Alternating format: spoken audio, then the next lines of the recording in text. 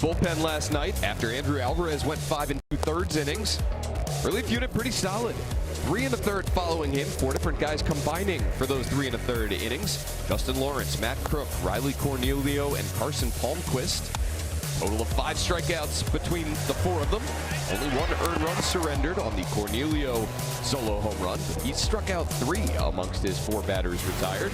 Overall, it's been a revolving door for the Nationals bullpen this season. 28 different guys have been used out of the pen. 14 of them, and even half, making their Nationals debut. 10 different pitchers, at least 1 save. Clayton Beeter leading the way with 7. And the relief unit getting a lot of work. Most innings and home runs surrendered by any bullpen in Major League Baseball. Hopefully they get a bit of a night off tonight. Foster Griffin going for the Nationals. He's been a workhorse really all season long, especially of late. Fans making their way into Nationals Park. Last of 3 between the Nats and the Astros. Geico. James Wood will lead things off. It is way out of here. A monster leadoff homer for James Wood. Again, some more first inning damage. A firework here on July 4th. Welcome to the James Wood Show. James Wood launching his 8th leadoff home run of the season. This guy is a beast. Well, our all-star James Wood, look at this. Prior to the all-star break, 25 homers, 60 RBI, 80-plus runs. Look at that group. Oh, and that's like all-time. Yeah, that's right. 2026 to 1973. Look at all the guys on there. Incredible to think about the power, the speed, his ability to get on base, but like the bottom third of the guys getting on base for him, you love to see it. 83 runs scored. How about that prior to the all-star break? Tied for 12th with Ricky Henderson and Todd Helton. Frank Thomas leads it at 93. Last I checked, 4 games to get 10 runs. Could he do it? I don't know. 8 leadoff homers, 1 shy of the Nats season record this year. Incredible stuff by James Wood. And 15 runs at home. The only guy to do that, Kyle Schwarber. Let's look at this career at Nationals Park. There's been a little bit more of the red this year, as you see on the pole side, but we love him going to the lumber yard. Dead center, doesn't matter. The one on the right, July 4th. That's a red seat. But then this year, let's add in our first 2 career Grand Slams. The first one, unconventional. It was a beautiful swing. It was a terrible job by the outfielders there. We love to see it in James' first career Grand Slam. But then just the other night, elevate to celebrate. He did. We enjoyed. That fan did. More James Wood next.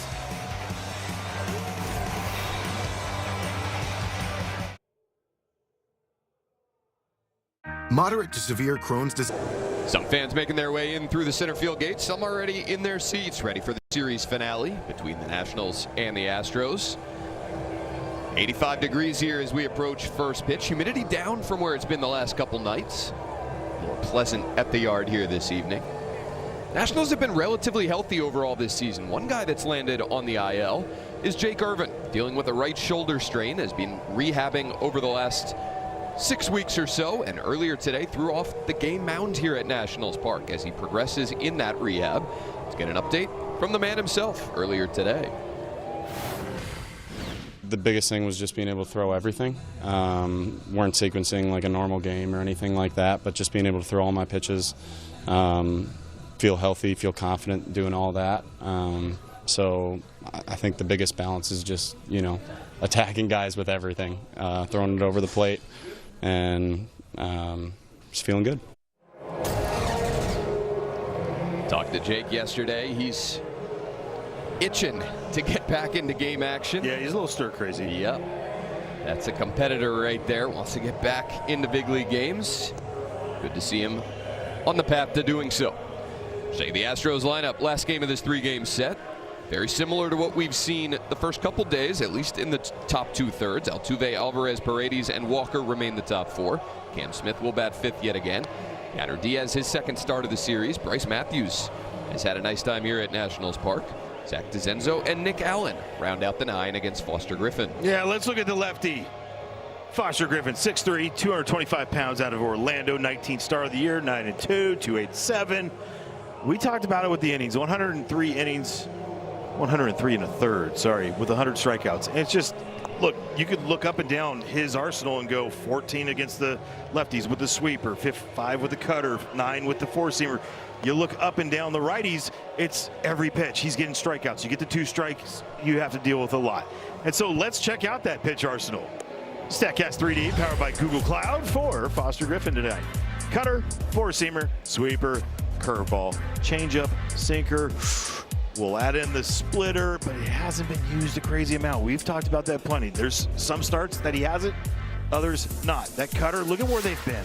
Those outer thirds to righties, and today, I do believe it's the most righties in the lineup he's going to face all year so far. 8 of them. Check out the defense behind Foster Griffin tonight. Dalen Lyle in left field, Dylan Cruz in center, and James Wood out in right field with Meade, Abrams left side, Bibas, and Luis Garcia Jr. on the right with Caper Ruiz behind the plate. Second straight night, the Astros are loading up with right-handed hitters. That's where their strength is regardless. But the only lefty in there, Yordan Alvarez, yet again. And I know Jeremy Pena does the leadoff duties most of the time. Is this the first time all 3 games he did not swing at the first pitch? Making up for it there on the second. Yeah, I don't know. I mean, he is typically a pretty aggressive hitter early in counts. He's fallen behind Griffin here, 0-2. 17 for 50 first pitch this year. Wow. But I'm talking about first pitch of the game. Altuve just 2 hits in this series. Both of them have left the yard. And that foul tip got Keibert Ruiz.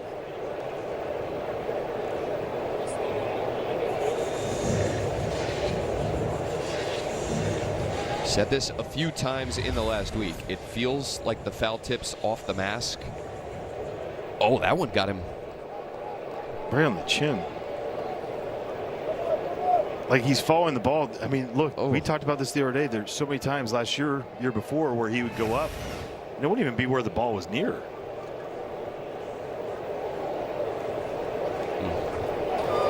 What was he saying about it? Sorry.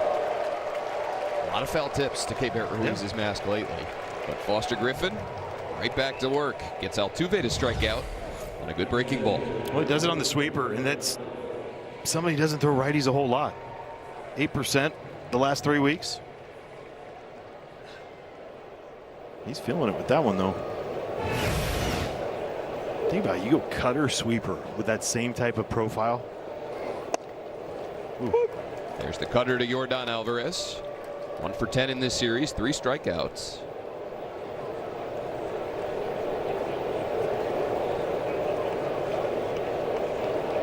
Even with that 1 for 10, his OPS still over 1,000 on the season. Special.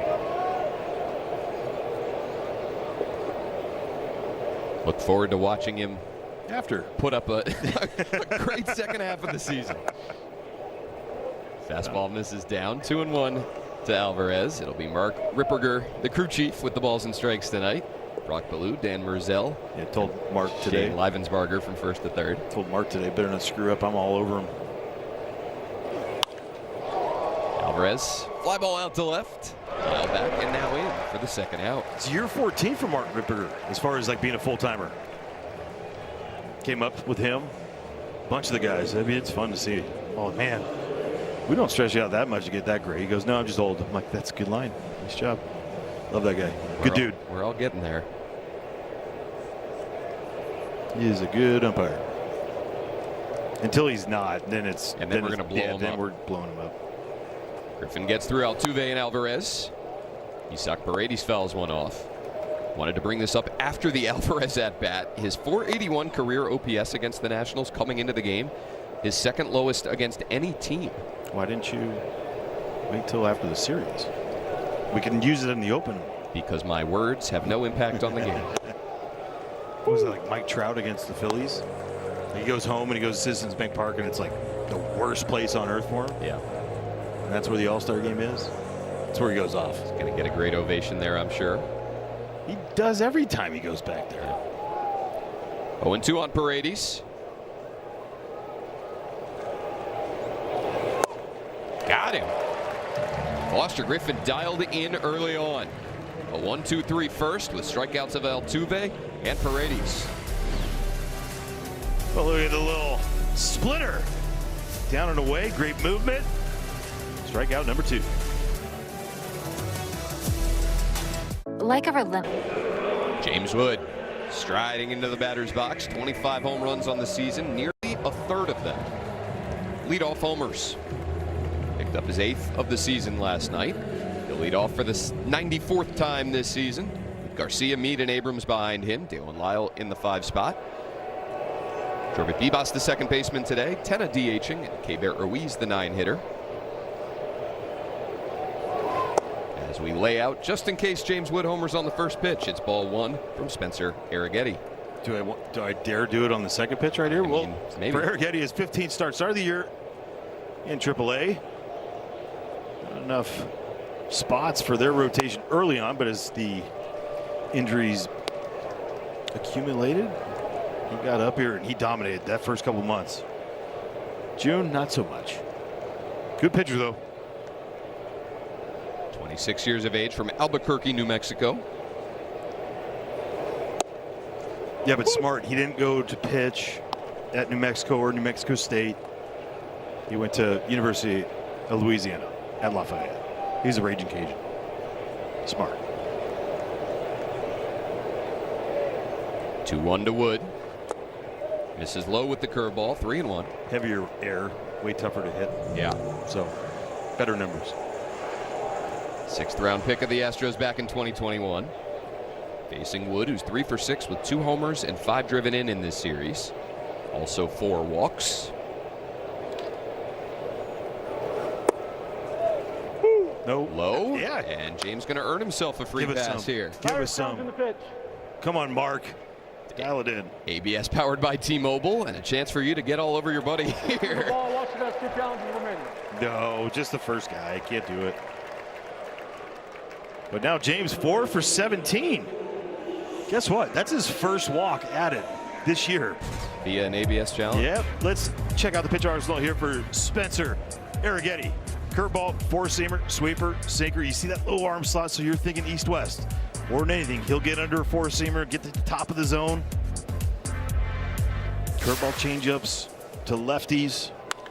Curveball sweepers to righties. Smoked over to second, and a diving grab by Altuve. Luis Garcia Jr. barreled that one, and Altuve robbed him. Well, 106 off the bat right there. Great base running by James right away. Not a freeze. Watch James. Line drive. Get back. He did. Kind of behind him. That was hit so hard.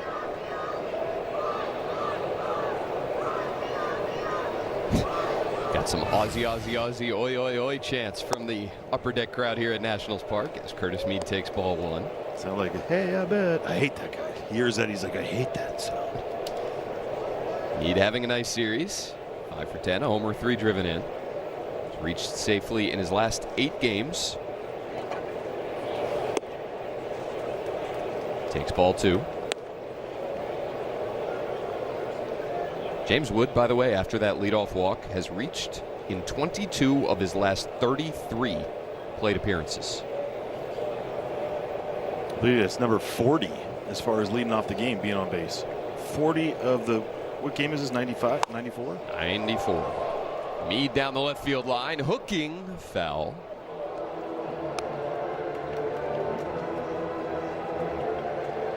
"15 homers on the year for the Nats' third baseman. 42 driven in, both of those obviously career highs.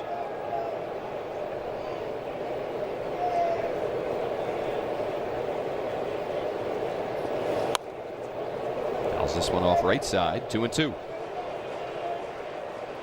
Not just the homers and RBIs that Meade has been setting career high marks. 40 runs scored already for him.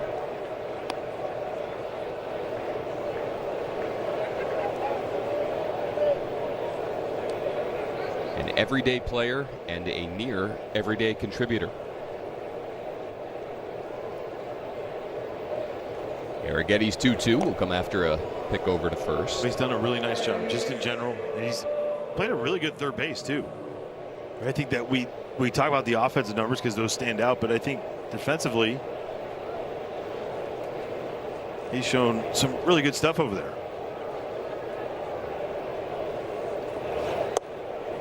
Takes ball 3. He tapped his helmet. He wanted the challenge, yeah. Mark Ripperger didn't see it. He got it. Base umpire Dan Merzell coming in, telling Ripperger. He did. Joe Espada telling him as well.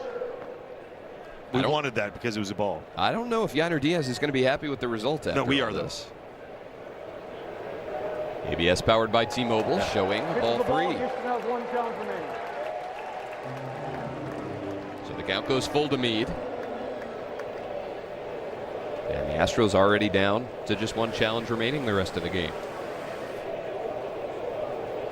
We've seen a couple first inning challenges from Diaz behind the plate in this series.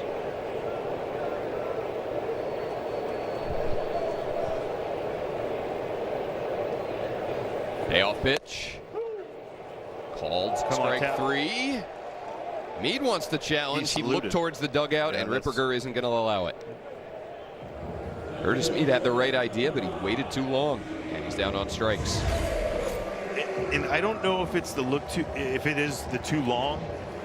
Dan, I think it's the moment that he looked towards the dugout, like you said initially. So if we go along right here, does it mean that he's looking there? It's just glancing that way, right?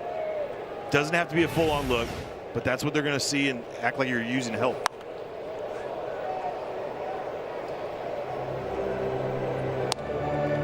So Arrighetti has his first strikeout.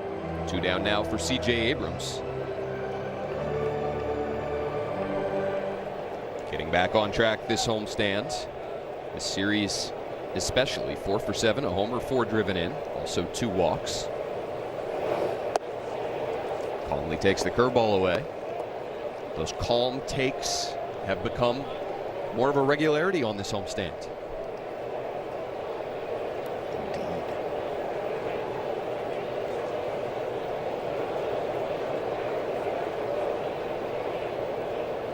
Arrighetti's 1-1, misses away.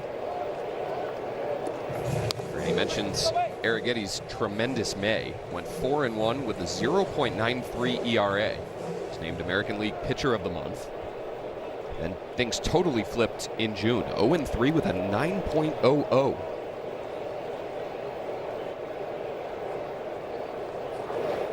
Could not have been hotter in May, could not have been colder in June. But his last outing is 1st of July.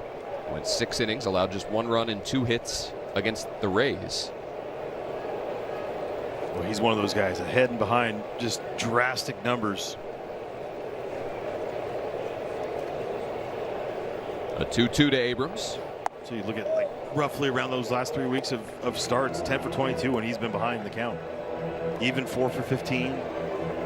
So like 0-0, 1-1, 3-2 is considered an even count. When he's ahead, it's a 167 average. I mean, that's drastic. Wood off on a 3-2, which stays away. 2 walks in the inning for Arrighetti of Wood and Abrams.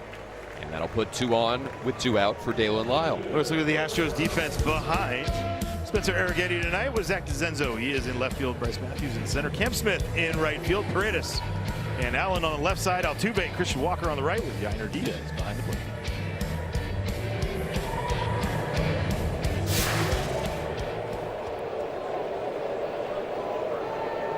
Early scoring opportunity for Washington.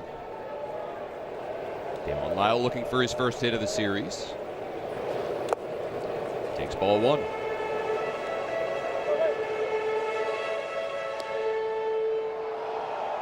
Arrighetti saying after that most recent start that the Astros biomechanics team noticed that during the month of June he was a little hunched over in his delivery. They wanted him to get more upright, really work his way down that mound.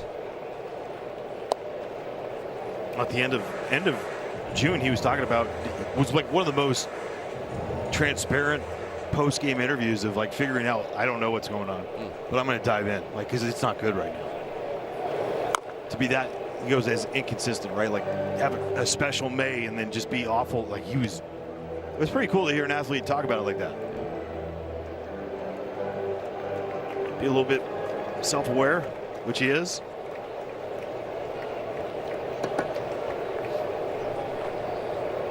3 straight off-speed pitches to Lyle. First pitch changeup, and then back-to-back curveballs.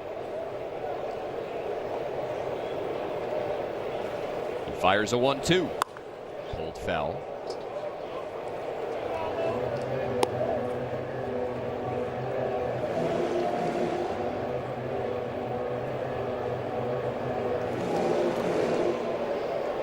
Lyle batting .250 on the season, 10 homers, 43 driven in.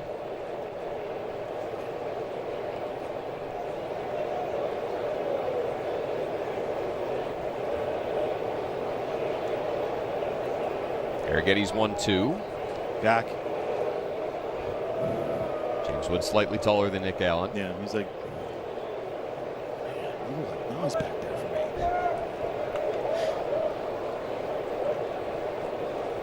me. Long bottom of the first here. Tried to backdoor that curveball, didn't get the outside edge. 2-2. I'll say this though, if I'm James Wood, I'm really nice to Nick Allen. He takes away a lot of hits that we've seen in the last couple of years. So, like, hey, man, good to see you. No short chokes. We're not going to go there. Low-hanging fruit. Yeah. You got that? I did. Lyle smokes one out to right. Smith back, and he'll adjust into the sunshine to make the catch. Tough luck out there for Dalen Lyle, who hit it on the screws. At strand 2, get a scoreless first. For life. That fan is not quite as popular as it was over the weekend.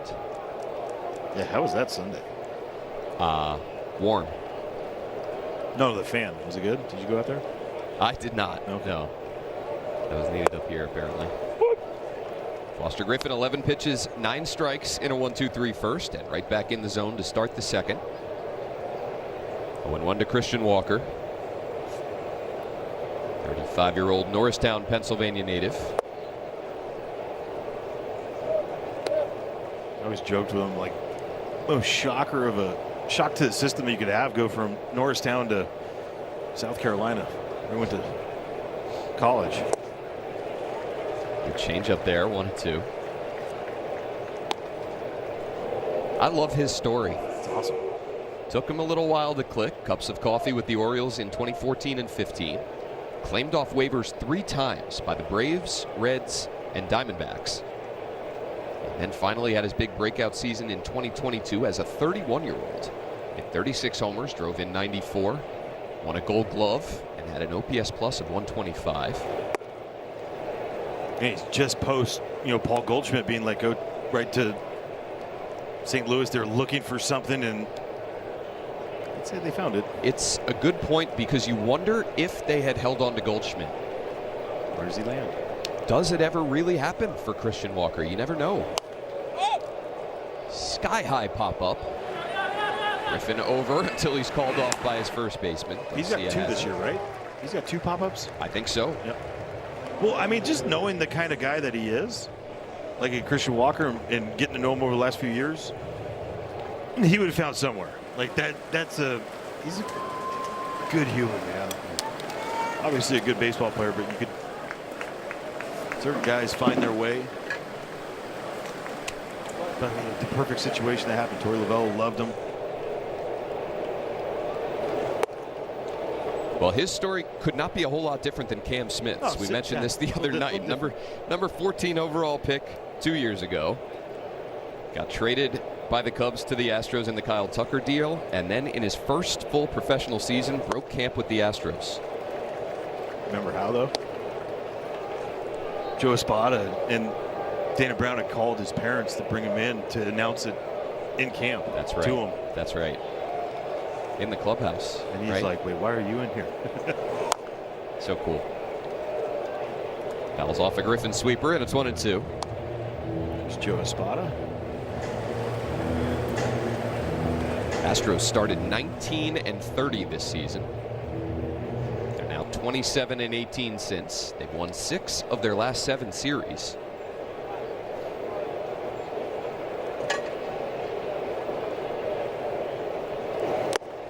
Got him. Elevated cutter. And 3 strikeouts for Griffin through his first 5 batters faced. Well, you talk about being sharp right now. Early on, And it's not just the cutter that he's been able to show you to have that. I mean, it's everything. 7 cutters, 5 sweepers, 3 sinkers, 2 splits, a 4-seamer, a changeup, and a curveball. Good luck, hitters. What? And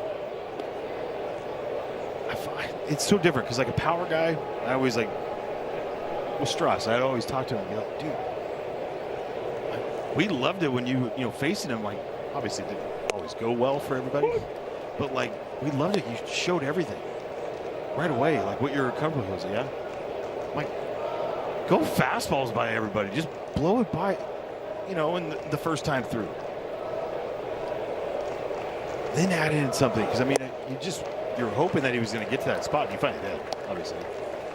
But Foster is a different guy. Like, he's got to find everything, or at least what, 4 pitches, let's say, 5 pitches early on. That's working. It's like he has these testers. Yeah, putting out little test balloons with each pitch. How's that? That's nice.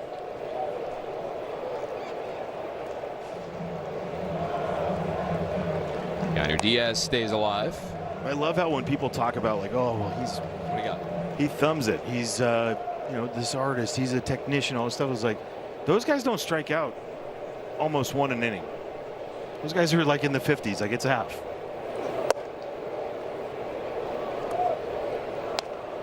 That's the 4-seamer up and in. Last 6 starts for Foster Griffin. Can't get a whole lot better than this. 1.24 ERA, has allowed 1 earned run or fewer in all 6. And make it 4 strikeouts for Foster Griffin through 2 perfect innings. Using everything and getting the job done.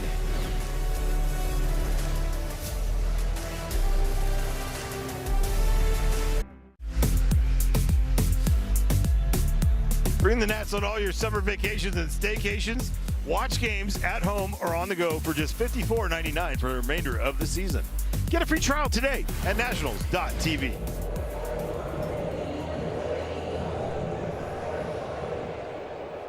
Bottom 2.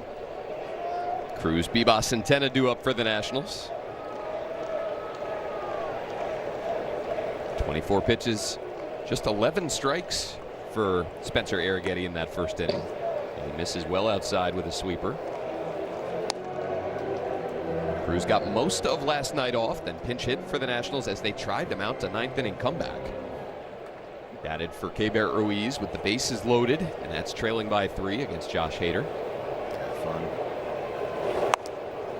It brings you back to those days of facing Kimbrel coming off the bench. It's not fun. Like, it doesn't matter how many at-bats you have. It's all free and easy, and then you get up there and you're like, oh, this is a little different than, the elite closers, still a little different. Worked himself into a good count. Yeah. Took 2 pitches, was ahead 2-0, and then got a sinker middle of the plate and just fouled it off. That might have been, Blake Butera was saying after the game, that might have been That's the one. The one. That's the one. The one that he was going to get. Astros picking up a 6-3 win after the Nationals won 12-11 the night before.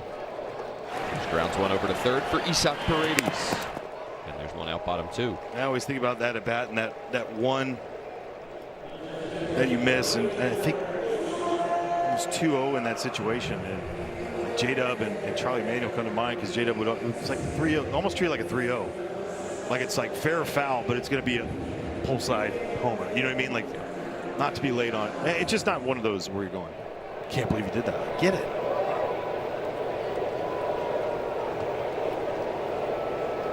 Corbett Bibas with one out.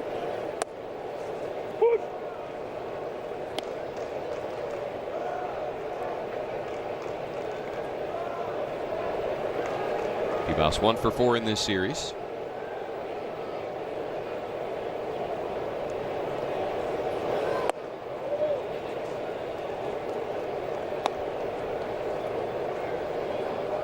If the Nationals pick up a win today, they would have their most wins before the All-Star break since 2018.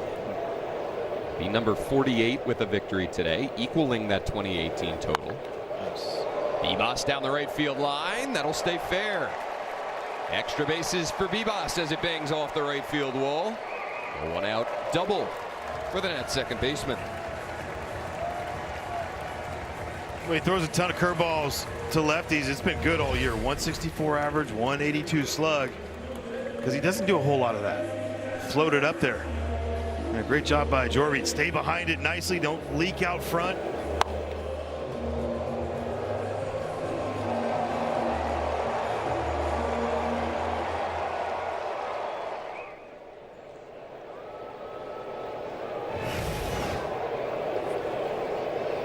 RBI opportunity now for Jose Tena.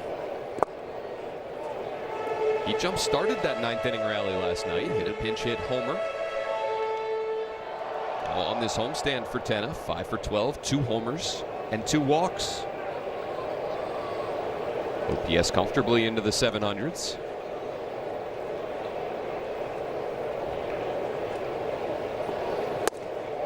Tried to check on the sweeper, could not. Shane Livensbarger down there stabbing at strike one. Didn't look crazy from up here, did it? Sure didn't.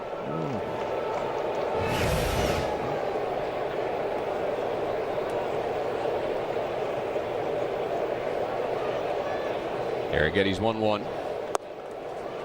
He really does like to bring that breaking ball around to left-handed hitters. Yeah. You said not knock.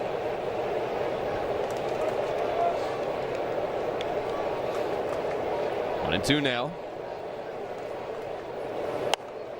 Tena fouls it off left side. Well, last night that pinch hit homer against Santo. Santa. Elevate, get it up in the air and let it travel. Great effort though, trying to get it with the hat. Love that. No, I'm serious. Anybody that tries for it like that, I'm in. Be resourceful. You can't go at it tentatively with the hat. No. That'll get ripped right out of your hands. Yeah. But have at least the effort. Cheese. I've seen some games over the last few weeks where Jose Tena's been in the number 2 or number 3 spots when he's gotten a start. Batting 8th for Blake Butera today. Switch hitting Keibert Ruiz on deck.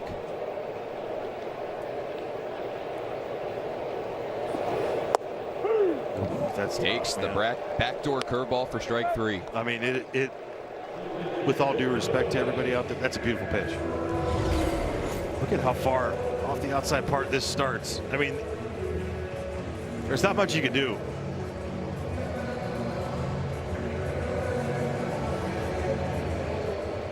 Let's have an understanding of the ABS system. It's a ball if you take it from the front part of the plate, because it's midpoint. It's a strike. Rare 0 for 4 for Keibert Ruiz last night.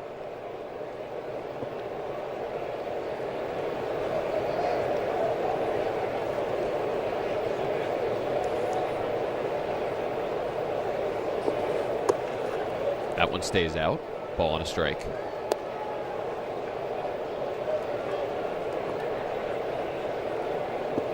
He's batting .279.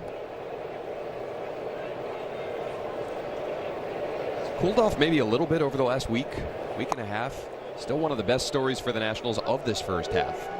Talked so much, obviously, about Wood, Abrams, Garcia more recently. But Keibert Ruiz has totally turned his career trajectory around. Right. And I think with him, more than anyone, we talk about more of the offensive side with everybody else. With him, it's the whole thing, right? The defense. Total package. Being the worst framer in the game the last couple of years by numbers. It's not subjective, or it's not an opinion. It's actual fact. Top 5 this year. Went up for that one. Hit it out to left. DeZenzo is there. And through 2 innings, the Nats have stranded 3. Light replace. Well, perfect first couple innings here for Foster Griffin. Pinpoint with his control. With the sweeper to start out, get strikeout number 1. Little splitter on the backside. Raise it with the cutter and then Another backup cutter right there. 4 strikeouts here. Now the first 6 for Foster Griffin.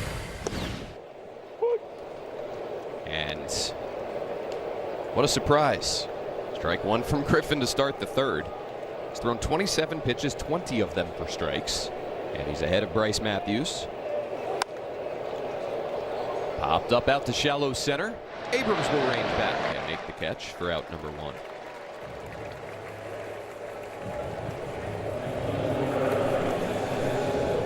For every strikeout recorded by any Nationals pitcher this season, the Washington area Toyota dealers will donate $50 to the Children's Inn at NIH.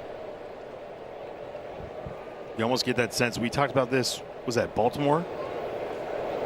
With Foster, I know the first, 53 pitches, first 2 innings. I said, I wonder what that second time through is going to be like. Well, there's a lot of takes early on in the counts against Foster this time. You wonder, they get back to Altuve, how quickly they're going to try to get their swing off right away. Busted bat looper out to center. Zach DeZenzo gives the Astros their first base runner. A 1-out single. Well, I had a conversation with Simon Matthews earlier today, Franny. Who is Simon? He's the Nationals pitching coach. Oh, that's nice. I asked him what has impressed him most about Foster Griffin so far this season. And he thought about it for a second, and he said, it's the stuff. He's got really good stuff.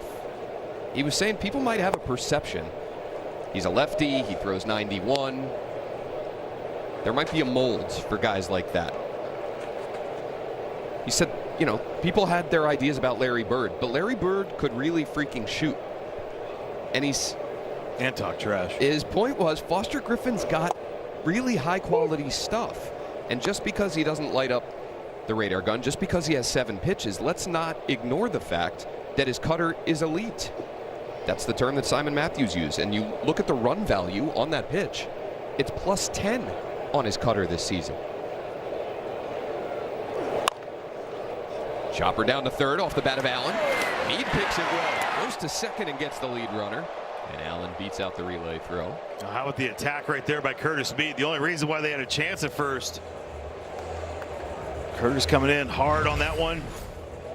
Made up his mind. He knew the runners. I mean, that was a perfect exchange. Play through it.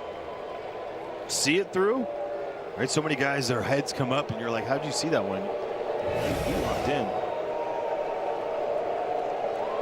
2 down. Allen at first for Jose Altuve.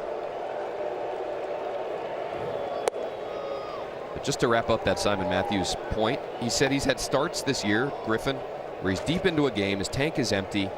The opposing hitter probably knows he's throwing a cutter. And Foster still beats him with the cutter. He's just been really impressed by this guy. And I think we all are. What if I said I wasn't? I'd tell you you're a liar. That's good. Yeah, the cutter thing is different too, because you know it's coming so many times, like righties, lefties. But he's able to go both sides of the plate. He's able to go up with it, able to go down with it. I mean, he keeps it at the top rail so often that it plays like when he is able to get it and locate it in on guys, especially right-handers. I mean, it is just a saw job. Well, it's how Sean Doolittle used to describe his fastball. If he located it to 4 different parts of the zone, he viewed it as 4 different pitches. And it kind of seems like Foster Griffin maybe is that same way with the cutter. So maybe if he has 7 pitches and he locates the cutter in 4 different parts of the zone and it's 4 different pitches, he actually has 10 pitches. Too much? That one backdoored Altuve. Sweeper lands. I don't know what to say, Dan. Foster Griffin with 5 strikeouts through his first 10 batters faced. And here comes James Wood in a scoreless ball game in D.C. Rated PG. Time for Working on a Win, brought to you by the Home Depot. James Wood, 83 runs scored this season, far and away the most in Major League Baseball. Can he get his way onto this graphic by the time we finish up play on Sunday? Most runs ever. Prior to the All-Star break, Frank Thomas with 93.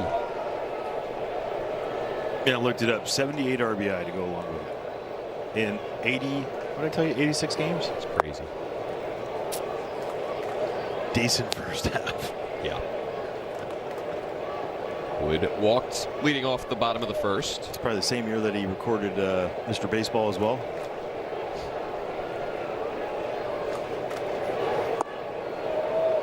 Two-seamer misses away, 2-0. That free pass in the first inning, giving James 75 of them this year, most in the National League.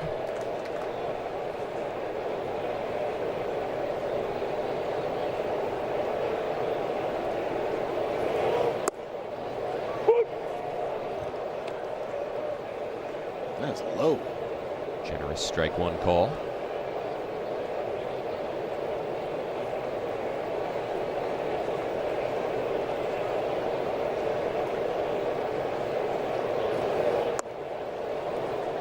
Three balls, one strike.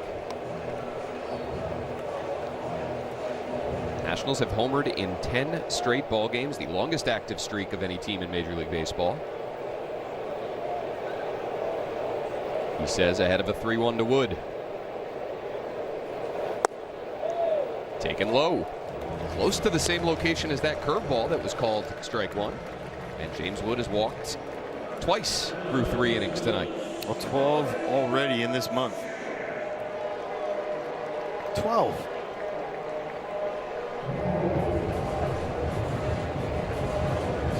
That's ridiculous. Career. He's pretty good. Board yet again for Luis Garcia Jr. 32 plate appearances, 12 walks in the month of July.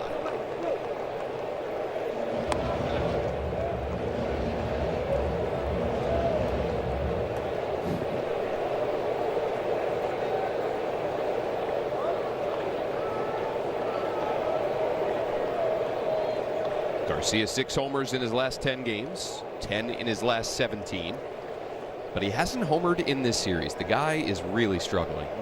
3 for 8 with just a puny double and an RBI. Rocket last time at 106 off the bat. Yep. Right at Altuve. Wood takes off. Garcia takes ball 3 and Wood in ahead of the throw.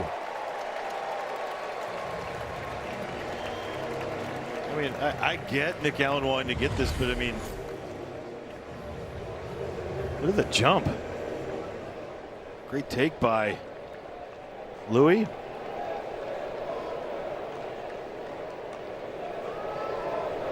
'15th stolen base of the season for Wood. Sorry, 2-0 count now to Garcia. Good curveball there from Arrighetti. 2-1. All the power, all the plate discipline, and 15 stolen bases to go along with it.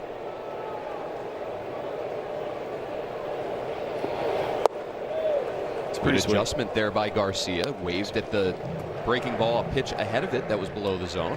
Takes that one for ball 3. That's something that we had talked about with Matt Borg-Schulte earlier in the year, just his ability, kind of like CJ's, like see a pitch out of the zone, kind of lock in on that, make sure they don't swing at it again.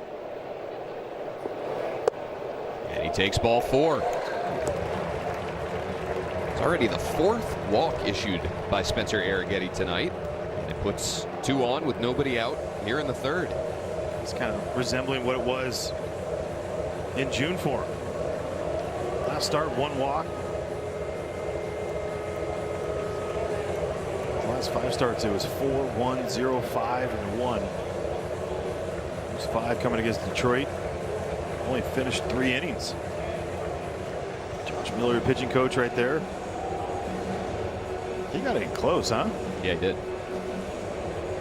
Well, you talk about extension a lot with pitchers, how far down they get down the mound. Arrighetti has elite extension. Well, he's 7'3".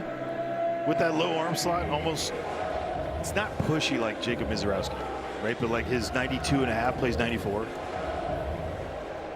But outside of that, you look metrically, everything kind of middle of the pack for Arrighetti. It's in a jam here in the 3rd. 2 on with nobody out for Curtis Mead, who takes ball 1. And I get what Louie's trying to do on that first base side, but with Christian Walker over at first, the way that they're struggling for strikes right now, don't get too giddy out there.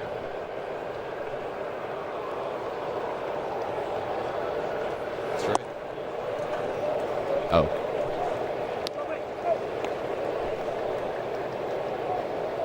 It's not efficient right there. Nope. 9 balls, 53 pitches.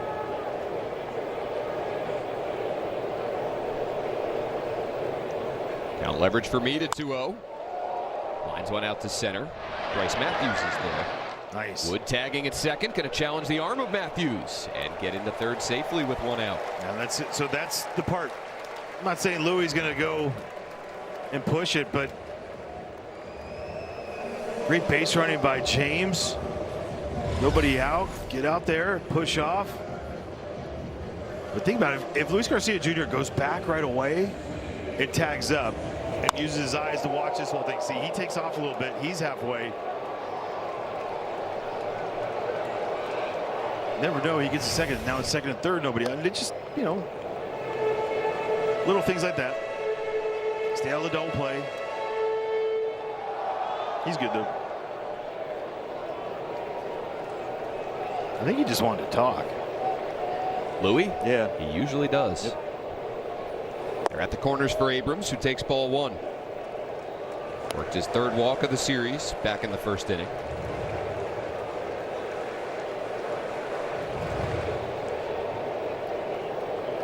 And 34 free passes for CJ in the first half.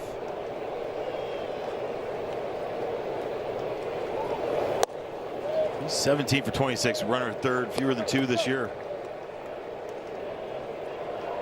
65%. I mean, him, Louis, Dalen. Dalen's been awesome. Arrighetti behind another hitter. 2-0 to Abrams. Garcia goes from first. Abrams statues that one, takes a low strike one, and Garcia rips it back. It's his 4th stolen base of the year, and now 2 in scoring position. He got so excited. Good jump.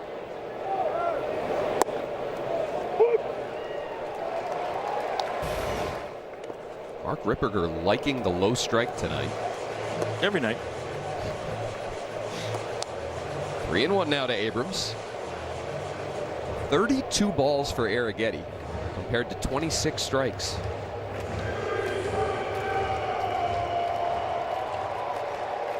Can the Nationals make him pay for being behind in so many counts? A 3-1 to Abrams. Lined out to left.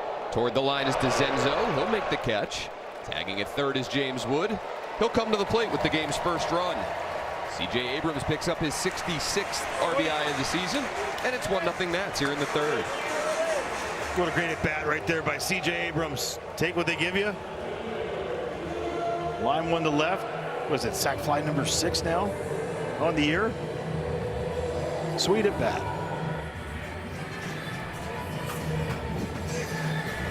84 runs scored now.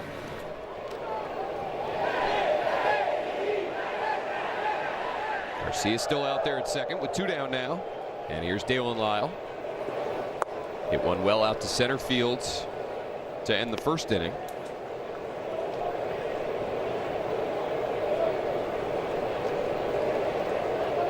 So Abrams retaking the team lead in RBIs, one atop Luis Garcia Jr. So that ties him with Reggie Jackson, A-Rod, and Ian Kinsler for 84 runs. Next up, Bobby Bonds, Lenny Dykstra. Some great names on this thing. What's been so cool about having Bryce Harper and then Juan Soto and now James Wood on the Nationals is the names that we get to hear that these guys are joining in various categories. With Juan, it was always Ted Williams. A lot of Ted Williams. You're like, really? Oh, yeah. The youngest hitter since Ted Williams to do X, Y, or Z. Lyle behind Arrighetti, 1 and 2.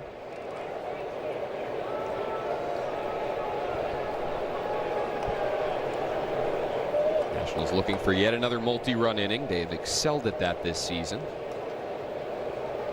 Most multi-run frames of any team in baseball. 2-2. Doing such a good job at laying off everything away. Whole goal today, it just looks like just hunt the middle. He has got to hit the middle for you to swing early in the count.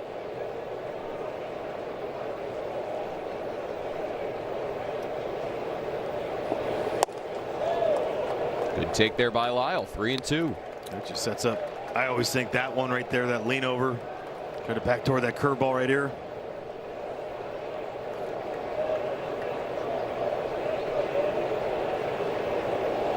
Just 7 pitches in the zone in this inning. Lyle spoils that curveball. Trying to go right there on the back door. That to me is the part where you can just follow guys like Spencer Arrighetti, where he's going to go. If he doesn't have that command, it's like if he gets locked in with one pitch, how's he going to try to set it up?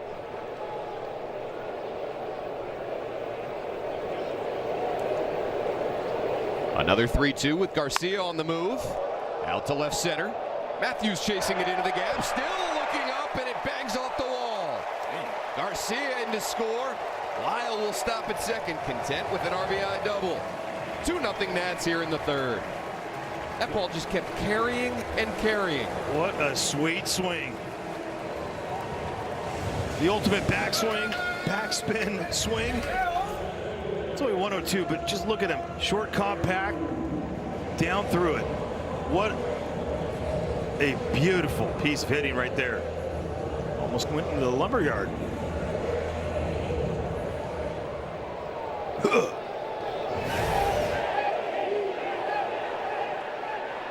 Hit one well in the first inning, lined out to center.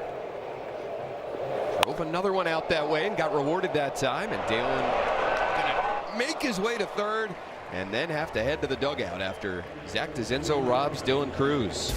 So the Nats get 2 RBIs from Abrams and Lyle.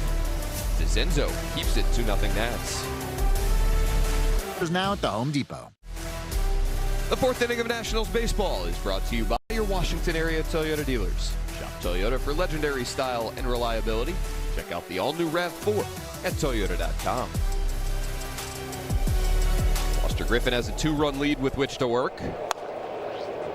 Alvarez grounding one foul to start the top of the 4th.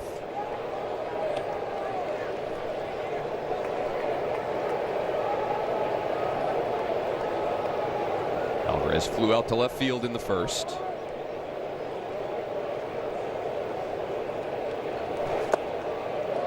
Oh, 2. Nasty split. Is Naruto anime? Is that what they call it? I've been told that it is, yes. I was just looking at the scoreboard. They got the fonts there. Oh, I like yeah. it. It's nicely done. They're good with the themed nights here. Dan and Emily doing a fantastic job, as always. As always. 1-2 now on Alvarez. Had a 2-homer game on Saturday, moving in past Lance Berkman for the 2nd most multi-homer games in Astros history. He's got 26, trailing just Jeff Bagwell, who had 31. And Jeff Bagwell played 15, 17 years? Yeah, Yordan Alvarez still 29 years old.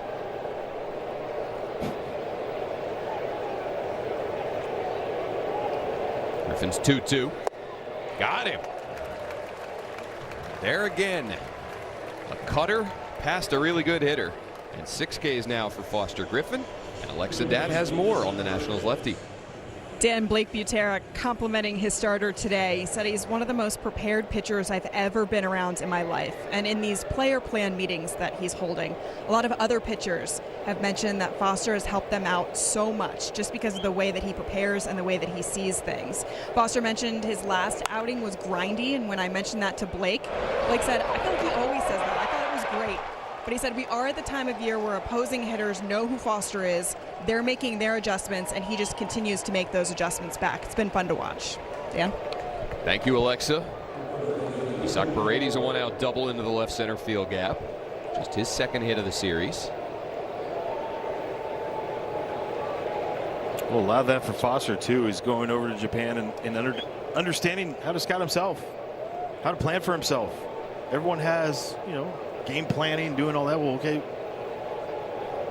get to know you and how you're going to attack these guys. You can throw stuff and understand it, but once you understand your movements, game plan off that. It honestly seems like such a benefit for any player to not just rely upon what the team is bringing you, but to have a good idea yourself of where your strengths are, where the hitter's strengths and weaknesses are, and how you want to attack. And maybe you can supplement whatever the team is suggesting to you. Have your own ideas. I was waiting for Alexa to say that Blake talked about we had the player plan meeting for Foster, and he ran it. Wouldn't have shocked me. Oh, look out, Tony Perez Chica. That drilled him.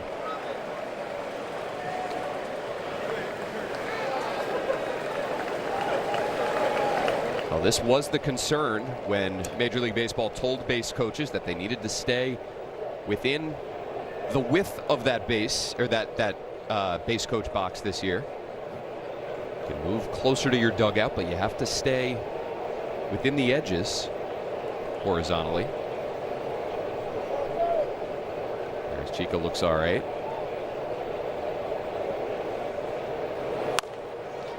Grounded down to short. Abrams works around it. Throws out Christian Walker for the second out. Well, nice job right there by CJ. Get around it. Understand the speed of runner. A nice little throw right there.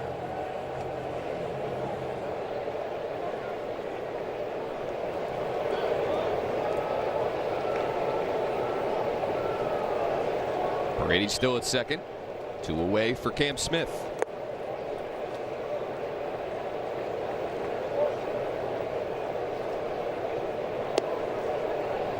It'll be interesting once Trevor Williams returns, sometime second half of the season, as he works back from his surgery last year. How the Nationals choose to go about their starting rotation. They got Jake Irvin on his rehab as well. A lot of this might be determined by the trade deadline one way or another. 2-0 on Smith, who grounds one left side for Meade.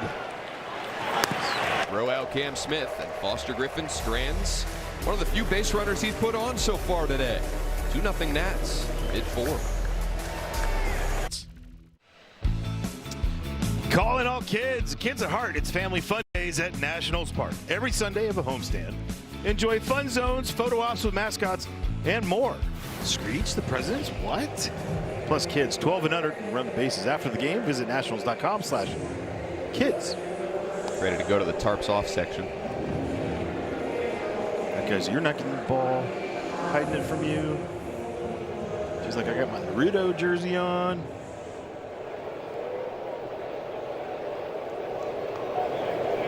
Pretzels. Bag of chips. All summer long. 7-8-9 for the Nats here, bottom 4. Still leading by 2. Ibas, a little squibber left side. Tough play for Paredes, but he handles it nicely moving to his left.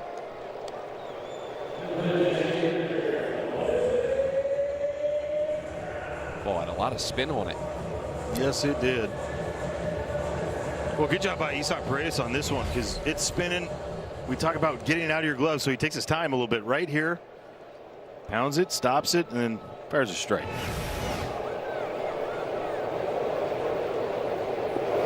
It's funny because so many times that you close your glove, you feel it. You feel the spin. You're like, come on, no.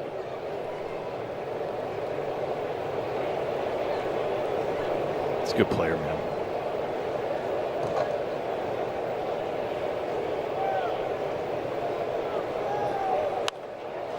Jose Tena pops one up. Left side for Nick Allen.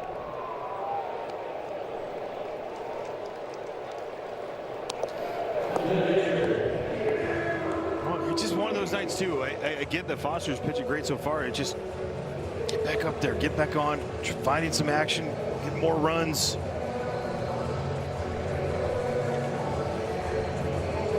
We've seen how quickly they've been able to get back into games with multi-run homer games.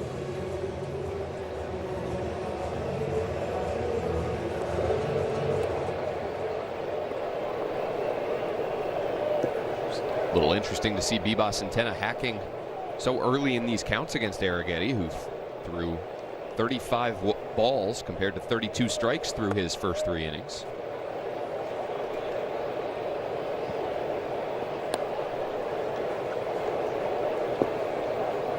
Gabriel Ruiz now with 2 down. 7 of 18 first pitch strikes. And 2 of them are considered those that you swing at and put in play.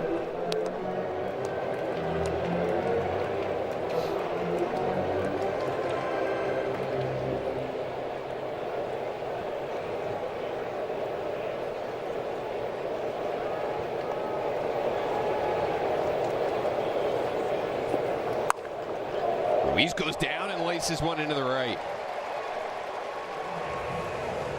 Curveball dropped, and so did his lower half.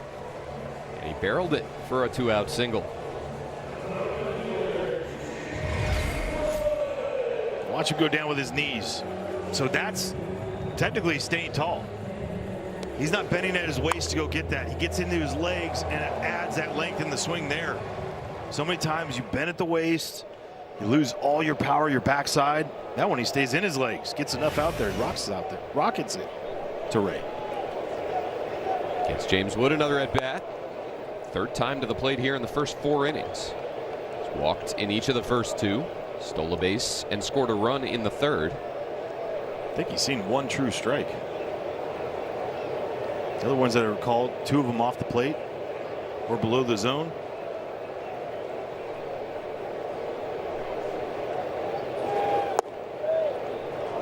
Dumino.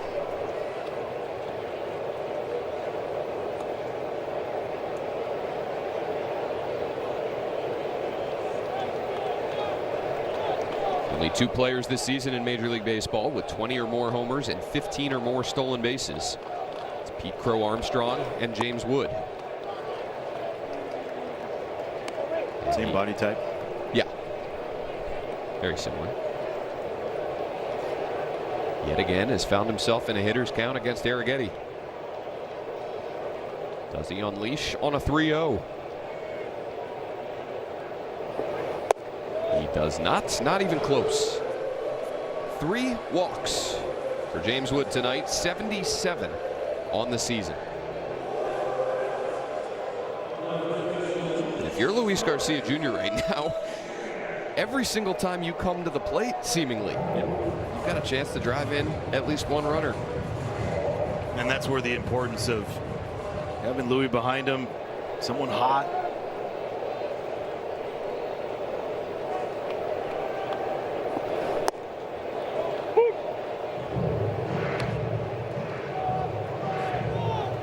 It's close enough. Garcia drew a walk his last time, now 14 on the season. Oh, This one's hammered out to right center. Way back it goes, and he's done it again. Luis Garcia Jr. hammers a 3-run homer here in the 4th. He's got 20 on the season and 11 in his last 18 games. 5-0 Nats. everything away, everything away. He hunts away and hunts up a little bit right there and gets through it. And again, the strength of Luis Garcia Jr. I don't know if this is a strike. What a swing. All of this damage with 2 outs. The Ruiz single, the Wood walk, and the Garcia 3-run bomb. 20 homers, 68 driven in this season for Luis Garcia Jr. Need a soft line drive out to short. Nick Allen has it, but Luis Garcia Jr. has 20 homers. Well, a little curveball on the back door. He stays through it. Look at him stay tall. Oh, he knows it. The dismounts are getting better, but the smile, it's always been there. 5-0 Nats. Monsters Meal, Minions and Monsters, in theaters now. 5-0 Nats through 4. Foster Griffin keeps filling the strike zone, and Luis Garcia Jr. keeps hitting homers. We love that. 7 in his last 11 games, 11 in his last 18 games, and 20 on the season. It's unbelievable. The Nationals as a team have now homered in 11 straight ball games, longest active streak in baseball. They've hit 17 home runs already in the month of July, most in the majors. You go back to May 6th, they have the most home runs in Major League Baseball. And it's not by a small margin. They came into the game with 9 more than the next closest team, the Phillies.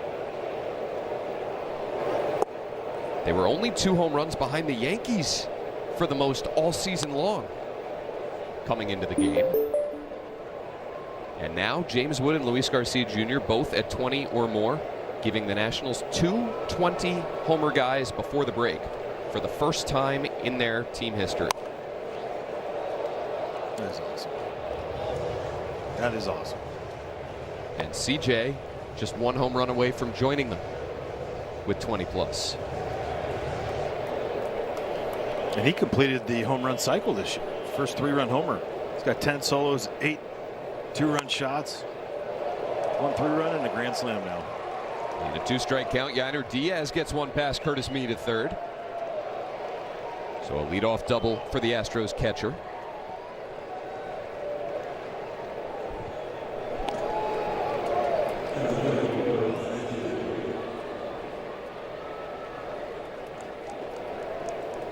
Nice series for him. 3 for 6. A homer, a double, and 2 driven in.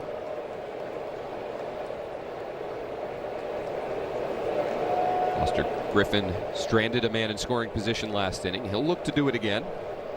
Now facing Bryce Matthews. Ballou says strike 1.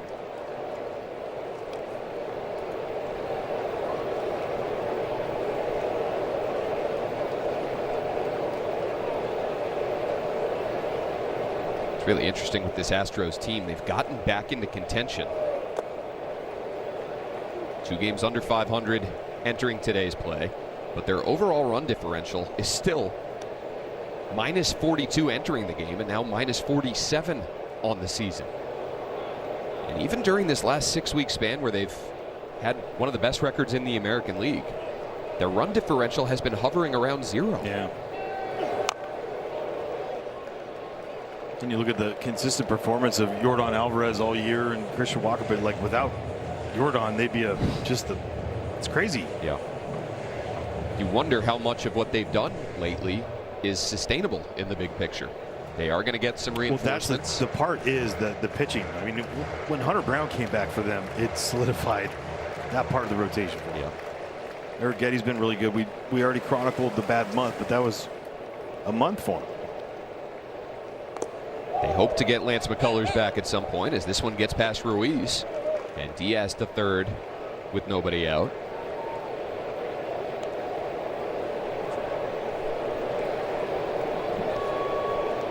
Wild pitch for Griffin. A little splitter. For those out there, it's just considered like a fastball. You can't just get there and block it. You do try to paddle that one. 2-2 now to Matthews. Out to shallow center. Bit of a late break from Cruz, and he can't get there. So an RBI single for Bryce Matthews, his 4th driven in this series, and the Astros are on the board here in the 5th.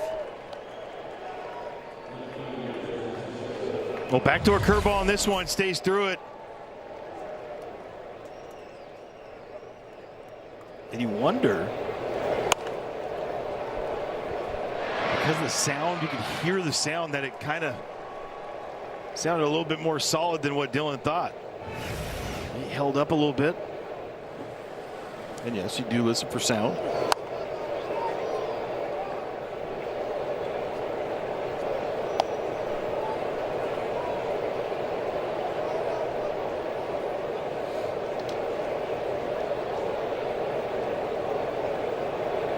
Brings up Zach DeZenzo. Picked up the first Astros hit of the night with a single with one out in the third.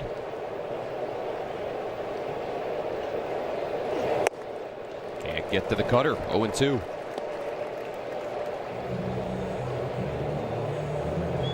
Griffin trying to become just the second Nationals lefty to post double-digit wins in the first half of a season. Gio Gonzalez had 12 in 2012. Good fastball. And he sits DeZenzo down. Make it 7th strikeout for Foster Griffin tonight. No, 15 swing and misses. 17's his high. He's done that twice this year against the Phillies and the Orioles.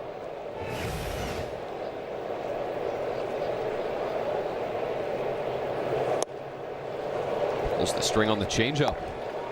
Allen ran out of bat. Griffin's posted 9 strikeouts 3 times this season. Season high with that total. Jammed Allen into a pop-up. Griffin wants it himself. He'll be called off by Ruiz. And there's 2 down. Well, join us on Friday, July 24th, and enjoy a night of Nats baseball as the D-backs come to town. Plus, stay after the game for a Jason Derulo post-game concert presented by Harris Teeter and Coca-Cola. 2 shows, 1 ticket. Head to nationals.com/summer concerts. 2 meetings between Altuve and Griffin tonight. 2 strikeouts. Looks like Jose Caballero's eye black that he wears. The stripes in the middle. She's getting her cues from an adult near her there.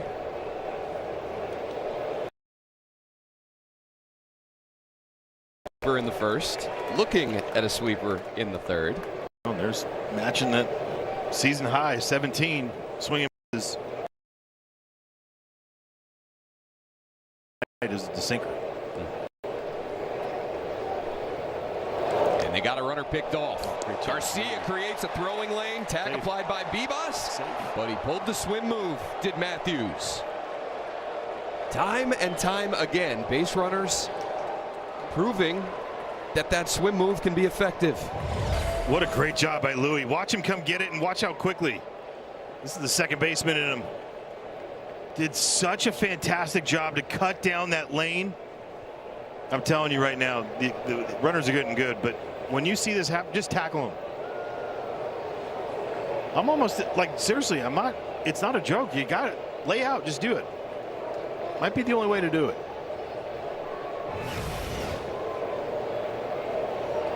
Perfectly executed by Griffin and Garcia there, but Matthews still in safely.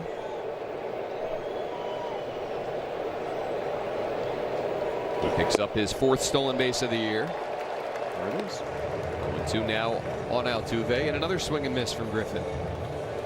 Every single one from here on out is the career high and season high.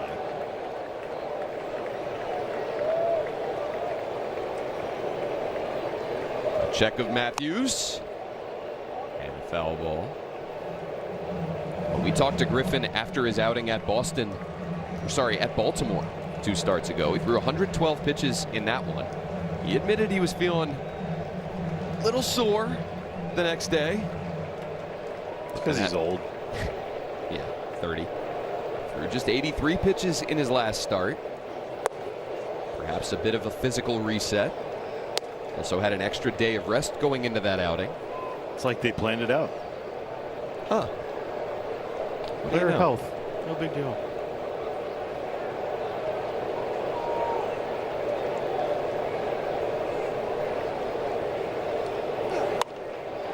Altuve pops it up into shallow right. Wood coming in. He'll get there. Foster Griffin allows 1 in the 5th. Keeps the Nats on top by 4. /promos. Well. The home run leader is exactly how you drew it up. The Nationals and the White Sox being involved with the Yankees, Astros, and Dodgers. Yeah, we all saw that. For sure. Pretty powerful weekend coming up. No doubt. Day off tomorrow for the Nationals, and then they wrap up the first half of the season with a weekend series against the Yankees. That should be electric here at Nationals Park. I hope so. These boys have earned it. Come on out. Show them some love as they wrap up the first half. Abrams, Lyle, and Cruz here in the 5th. I just never seen a pitcher use his breaking pitches on the outside part of the plate to lefties as much as I have with Spencer Arrighetti. Yeah, he's living out there.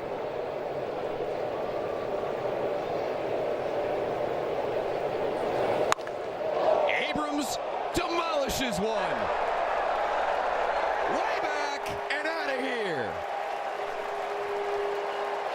An inning after Luis Garcia Jr. gets to 20 home runs on the season, C.J. Abrams matches him. 3 Nationals with 20 or more, and Abrams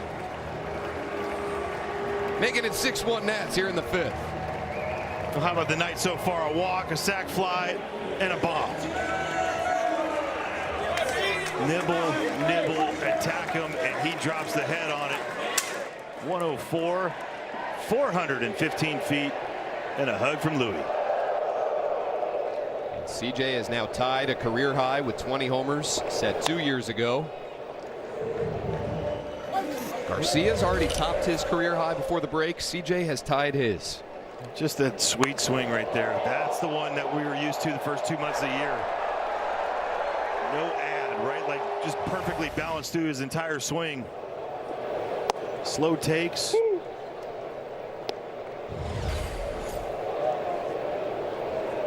Oh.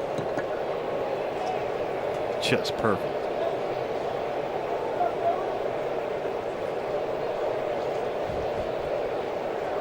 20 home run crew. Guaranteed, he said. I beat you though. Knowing Louis, Yes. let's kill him with kindness on this one. 100%. And Dalen Lyle, his second hit of the night. Talking to Dalen about just what last night. Pitch down the middle. That he was really short and fouled it straight back. We got him mumbling to himself, and I'm like, "Oh, I had you on that one." He's like, "I know, I missed it." I was like, "No, it was a great swing." He goes, "It was." I was like, "Yes, there it is." He knew it.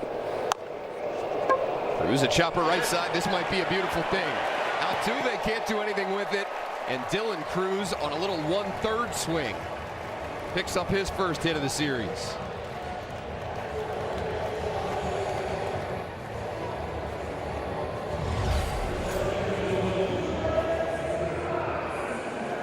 Willie Mays Hayes.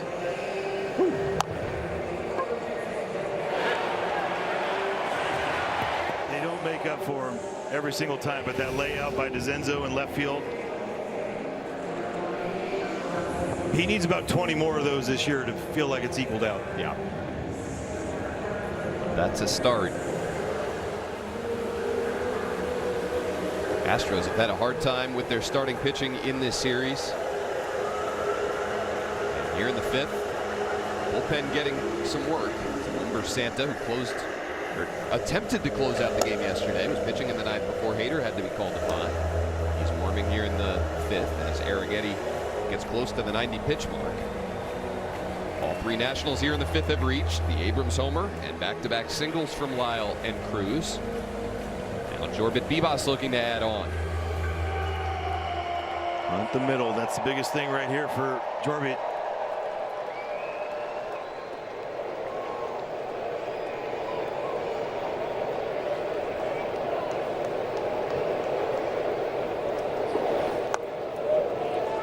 Take on a breaking ball that stayed low. These are the ones that you feel like are the moments that you gotta capitalize on. A homer to start it, but then you get the just treat it like it's a leadoff. First 2 guys on now. Gotta add on.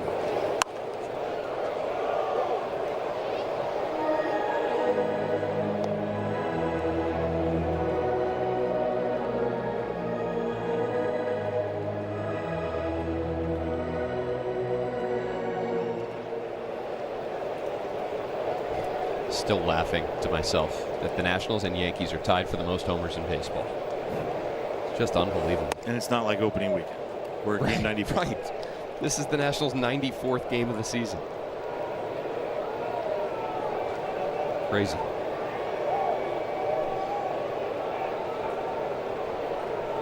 I mean, that's, for me, that's not something CJ would do in the past. He'd be at the end of the dugout talking to the guys, but he's talking to Caper about what he saw, what he was seeing. See right there? Bring him up. Love it. The growth of the players, but just the leadership skills too. Yeah.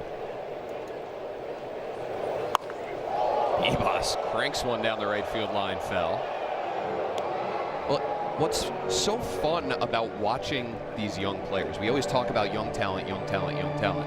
What's great is seeing them grow and mature in front of our eyes as human beings and as ball players. And we've seen that with CJ in more ways than one. Right. It's fascinating when you get a routine and you feel like you're locked in, right? I mean, it doesn't matter. Your nutrition, all that stuff, it becomes a part of what you're doing. I mean, it's the example he sets, James. And it, you know, after all this time, we're all going like, oh, they needed that veteran bat. I'm guilty of it, no doubt. You know, to help with these kids, but then you realize, wait, they've been here long enough. Yeah. They don't do bad things. They're good people. You can go with that. James a hit, him, leaders. Curtis, a leader. Yeah. Louis, a leader. Joe Espada has seen enough.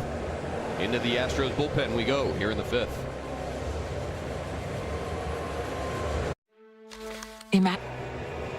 See some high fly balls up into that beautiful DC sky tonight. Homers from Garcia and Abrams. Both of them reaching the 20 home run mark. It knocks Spencer Arrighetti out of the game here in the fifth. Bases are loaded, still with nobody out. And for the second straight night, here's Ellen Bersanta. Bersanta this year, his 10th game. You're going to see a 1-3-5 around the zone last night. Sliders, sweepers, four-seamers. Touches 94, 96 every once in a while with the fastball, but a lot of spin. Jose Tena grounds the sweeper foul. It's just his 10th big league appearance. Got a no-hitter under his belt. Yeah. Big league debut. He pitched the final 2 innings of a combined no-hitter.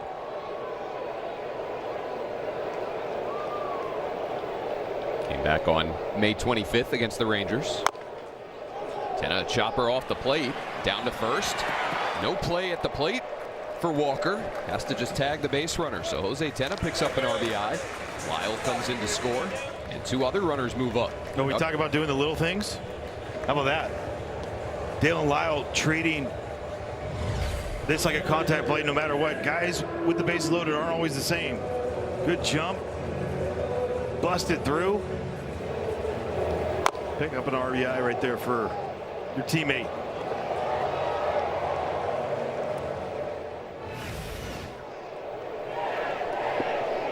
Lyle to the plate, Cruz to third, Bibas to second. And the Astros infield comes in here. Keibert Ruiz 1 for 2. Shucks the bat. Hasn't had a good one of those in a while. Down past the Nationals dugout. I'll give that 103 feet on that one. Oh my goodness. We're good. We're good. We're okay. I have to. Never mind.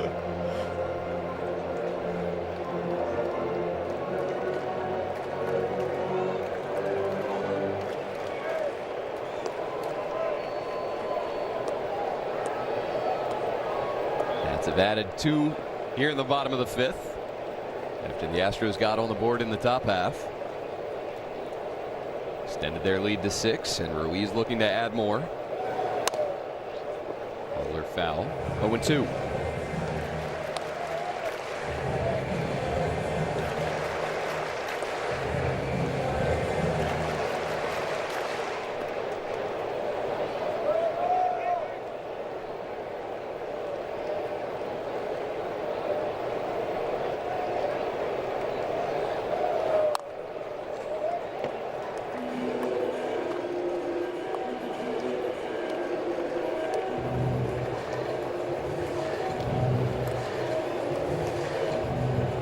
I have a feeling that if he comes up with this situation, He might not even have a bat in his hand. Could we have 4 walks in 5 innings? Oh, was it the last time was what, Anaheim? When he had the 4 walks? But those were, I think, all were intentional, weren't they? A bunch of them were. Need to go back through the game logs. Okay. Another 0-2 to Ruiz. They elevate the heater. He takes it for ball 1. He's done it twice with 4 walks. He's got the Braves this year on the 21st of April, and then last year in Anaheim. 4 walks.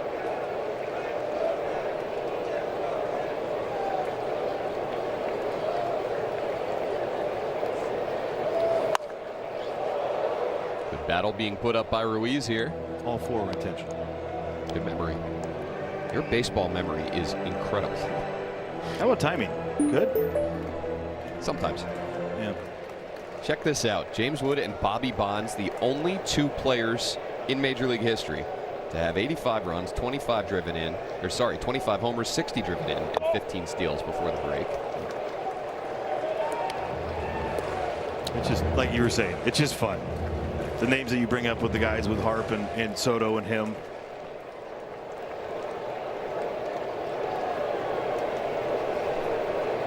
Ruiz has worked the count to 2-2.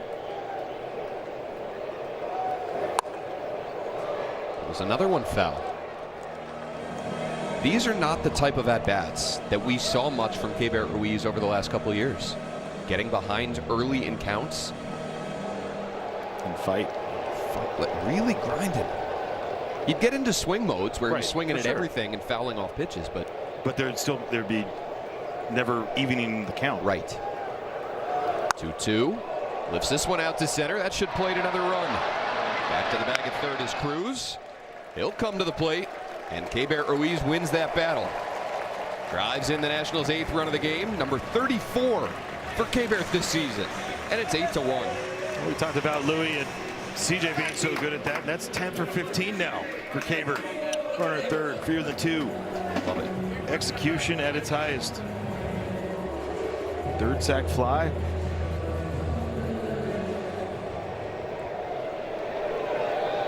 Boss still down there at second, now with 2 down. Back-to-back hitters have brought in a run without a hit. Tenna on the grounder, Ruiz on the sac fly. Sante in there with strike 1 to James Wood. Well, at least 26 times this year he's scored 2 or more runs. For James Wood, 26 times.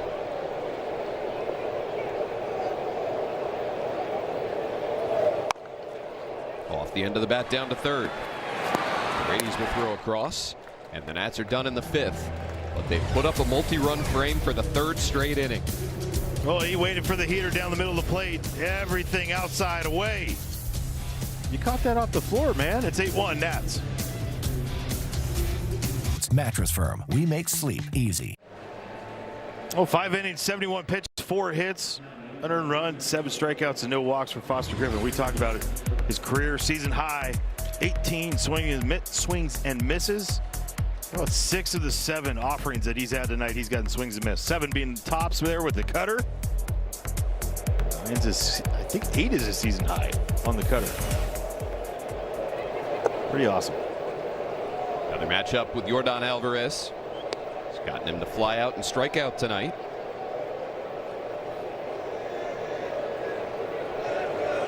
Now a 7-run advantage. Foster Griffin can just fill up the zone. Not that he hasn't done that previously. 2 runs in the 3rd, 3 in the 4th, 3 in the 5th.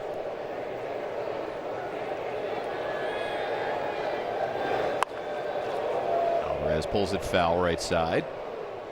That I'm being honest, like the fact that he kept that so close to being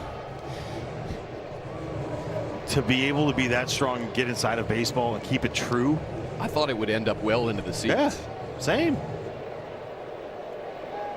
Nice.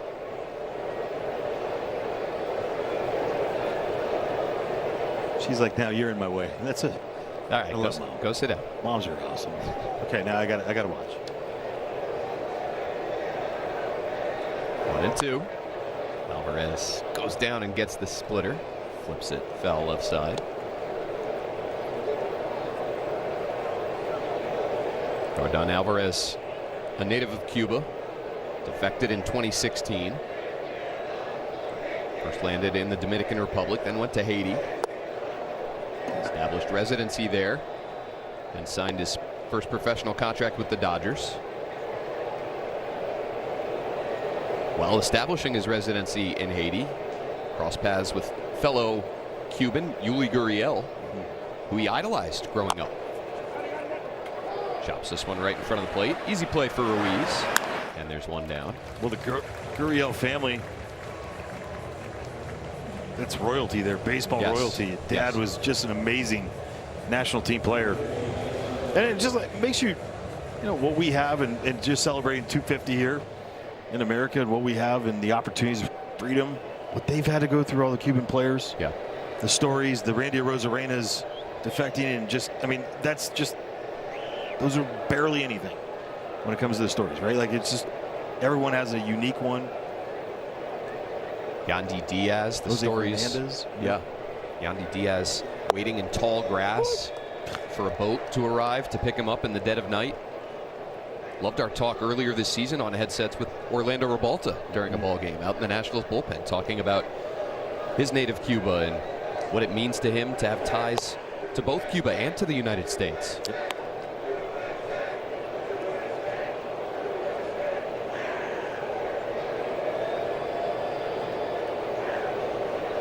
Alvarez retired leading off the sixth.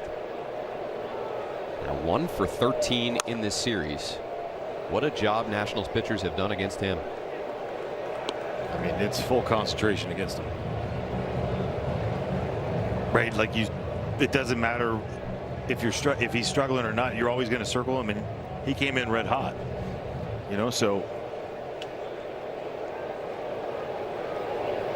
the execution part becomes extreme.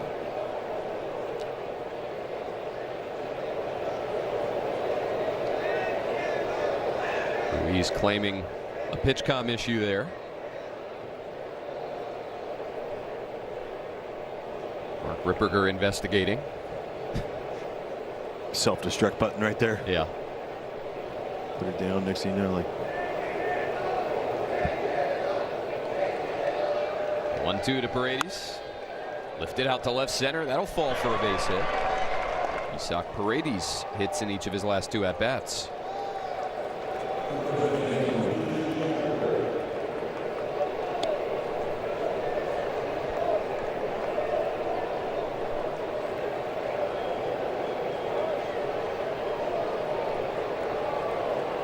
Brings up Christian Walker.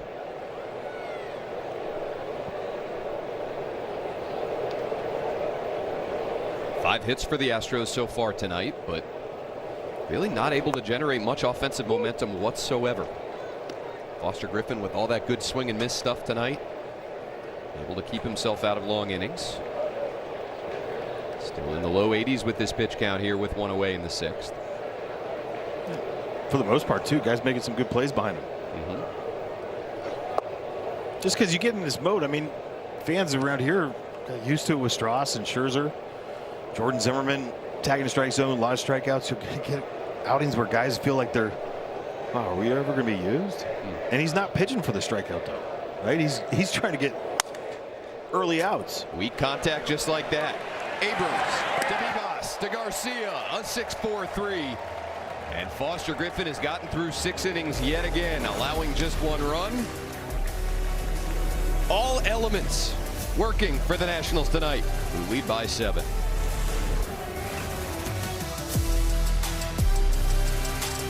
A lot to like if you're a Nationals fan tonight.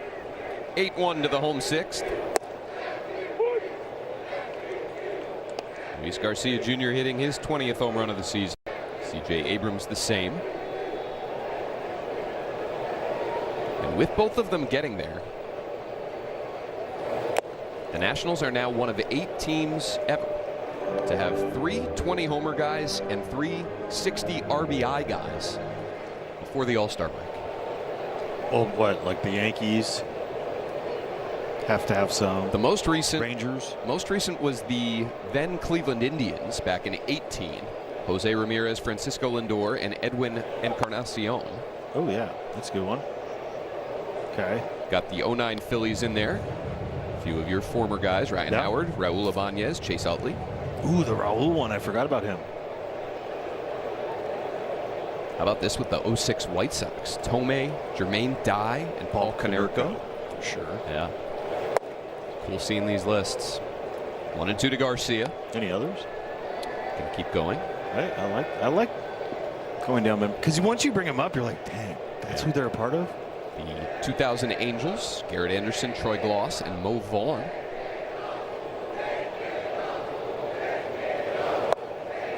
Away to Garcia, 2 and 2. Troy Gloss's kid plays with Eric Burns' son in like a travel ball team. He's a monster. Go figure. How about back to the 96 Mariners? Jay Buhner, Ken Griffey Jr., and Edgar Martinez. That's awesome. Garcia, another line drive out to right center. A walk, a homer, and a single for the red-hot Luis Garcia Jr. tonight. Part of the stuff that we talked about with Yordan Alvarez was fastball over 300, spin over 300, off speed over 300. Well, Luis got 2 of the 3. Coming in the game today against fastballs, 310, 301 against spin, 2 breaking pitches there, so that's going to go ahead of it. Only 224 on off speed, but I mean, that's just incredible to be 2 of the 3. Over 300, over 500, 600 slug. Just incredible. It's not a fluke. That's who he is. Love it. Curtis Mead looking to check in. 0 for 3 tonight.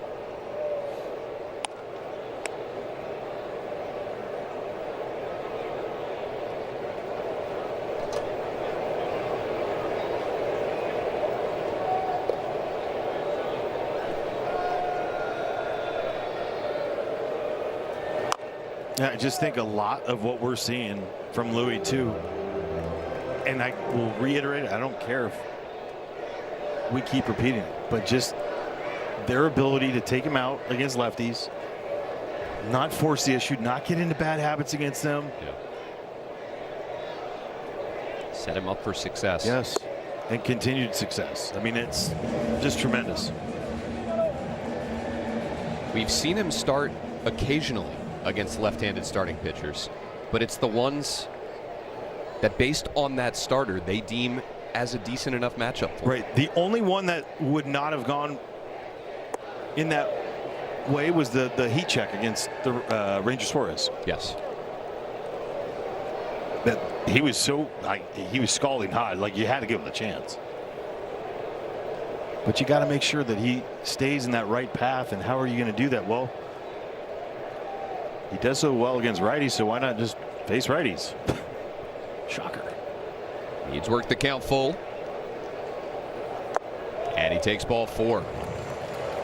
Santa might have lost a spike there, lost an edge. Garcia and Mead both aboard.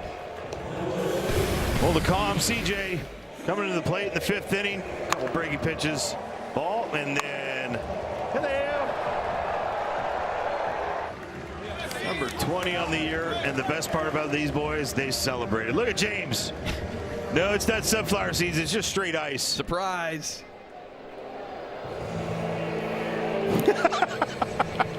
I love that. Oh, I hit number 20 before you.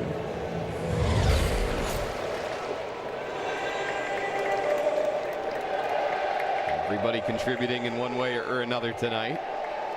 Love the small font for Wood and Garcia there. Got to jam everything in.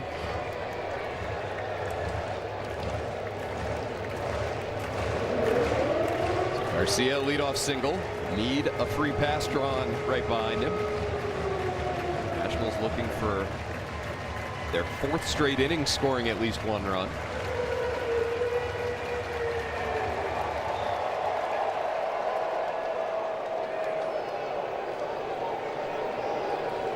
Abrams tonight, a walk, a sac fly, and that homer.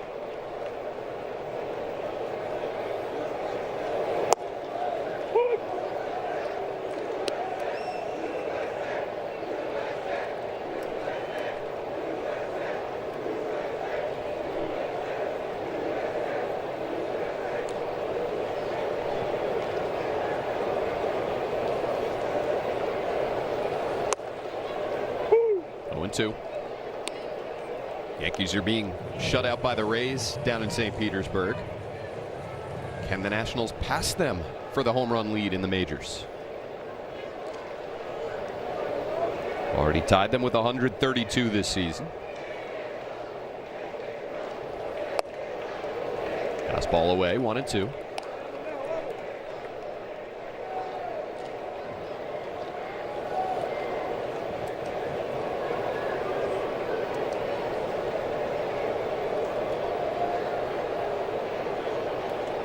Nobody warming in the Nationals bullpen out there. Abrams pops one up left side. Good swing though. Field fly rule in effect. There's the first out. Well, sometimes just baseball happens, right? How about the first inning? Luis Garcia Jr. Laser laid out. Dalen Lyle laser to right. That's an out. Dylan Cruz laser to left. DeZenzo lays out. And sometimes baseball happens. I saw 3 line outs, and then you got to have 3 of these. Doesn't always equal out, but Dylan Cruz would take it and 10 more of those. Look out, Victor Estevez. Already had 1 third base coach drilled tonight. Let's not make it 2.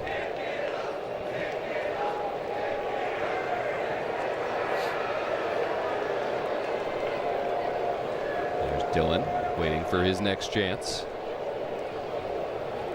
Dalen 2 for 3, an RBI and a run scored.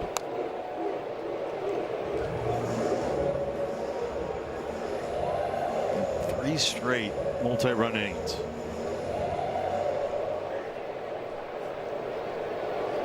They've been so good at that this season. So many times the last few years that they've gotten to a starting pitcher first inning or 2, haven't, as you say, been able to keep on, been able to continuously put the pressure on that starter, knock him out of the game early, give yourself a comfortable lead in the middle innings.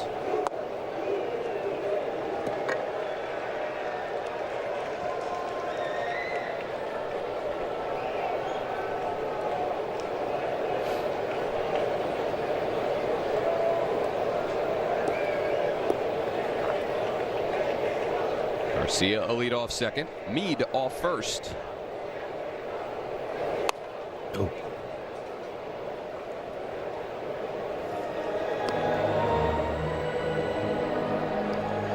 Saw Nate Pearson earlier in this series. He warms for Houston down in their pen.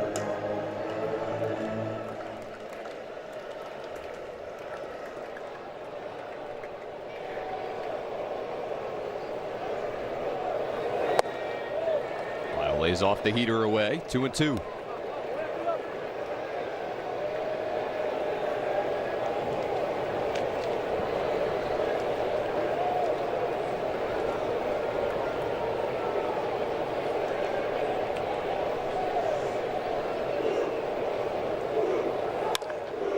Grounded down to first, backhanded by Walker, goes to second for 1, and Lyle beats out the return throw.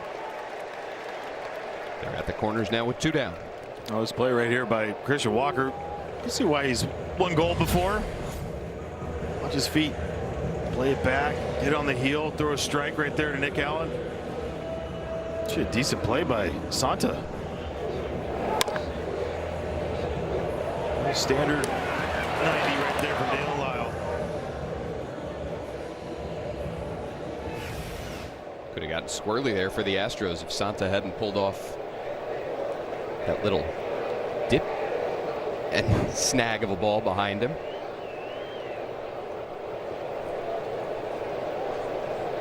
Garcia to third, Lyle now at first, and here's Cruz.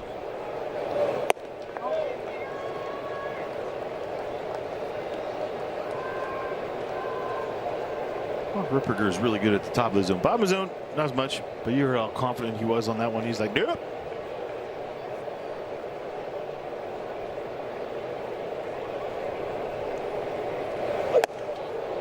Spins away from a sweeper that stays in.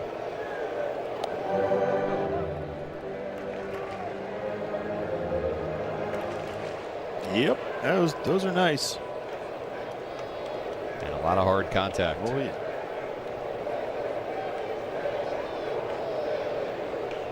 Kind of leverage here. Chops one down to short. Allen will throw across. And for the first time since the second inning, Nationals do not score. Still an 8-1 lead as we go to the 7th.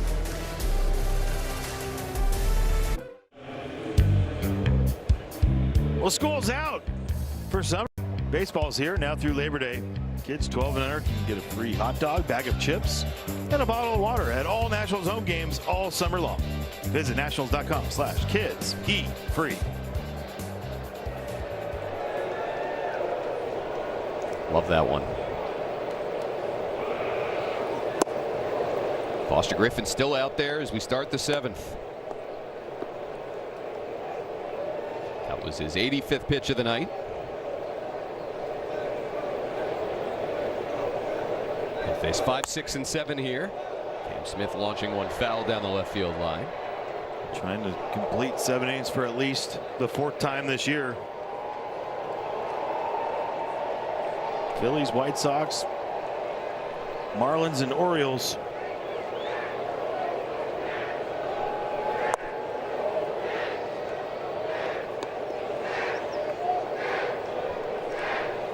His up to the minute ERA on the season, 2.80.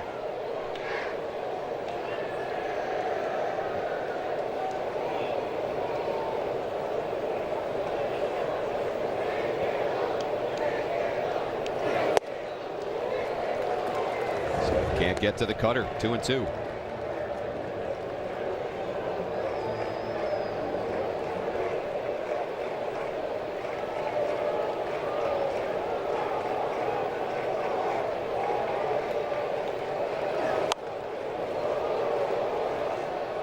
We're trying to become the 8th guy with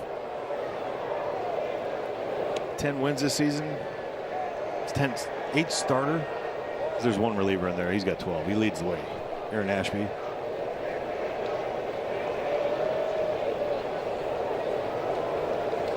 It's 2-2. Fouled off yet again. Came into the game 4th in the National League in WHIP at 1.04. 5th in opponent's on-base percentage.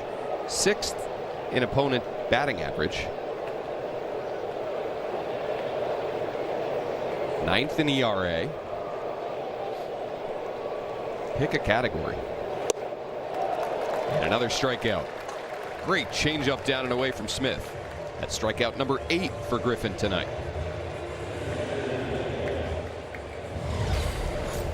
You're gonna see it come out of his hand, and just the fade. It, like, so different than that split. Split goes down. This one, the fade there. Just playing catch with Caber. Diaz with one out. 21. Swing and misses. Crazy. It's so fun watching this guy pitch. 8 matches the number for his high on his cutter. Right back to him. Right fielder as well. And there's 2 down. Mentioned that coming into the game, Griffin had allowed 1 run or fewer in 6 consecutive starts. It's the 2nd longest streak in Major League Baseball this year. Jacob Mizorowski did it in 8 consecutive starts. Yeah, but he cheated. He did it with a fastball that's over 102. Yeah, he doesn't count. No. Only Nationals starters who have gone longer than 6 consecutive starts, allowing 1 run or fewer. I think I know. Steven Strasburg and Jordan Zimmerman. I was going to say Jordan. Who both did it in 7 consecutive starts. Strauss in 2013, Jordan Zimmerman in 2012. This guy's putting himself in incredibly impressive company. Bryce Matthews in quite a bit of pain after fouling that one off his foot. He won the other night too, didn't he? I think so.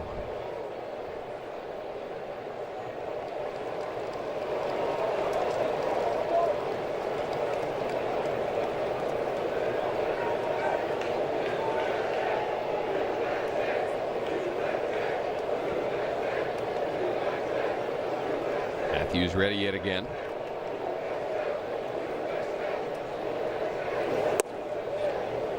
Cutter misses up. Orlando Rebalta has got up in the Nationals bullpen.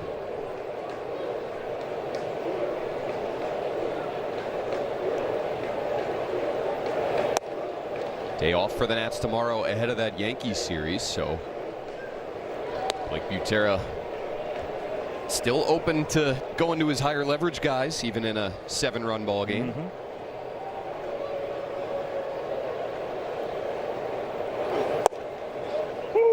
At the knees with the cutter, 2-2.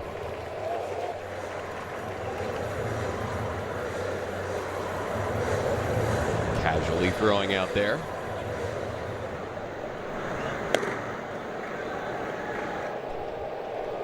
'98th pitch of the night from Foster Griffin.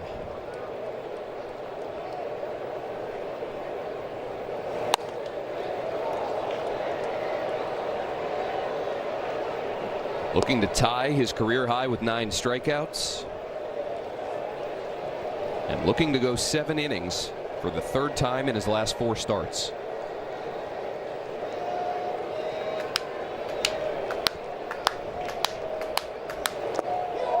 Did he go? Yeah, he did.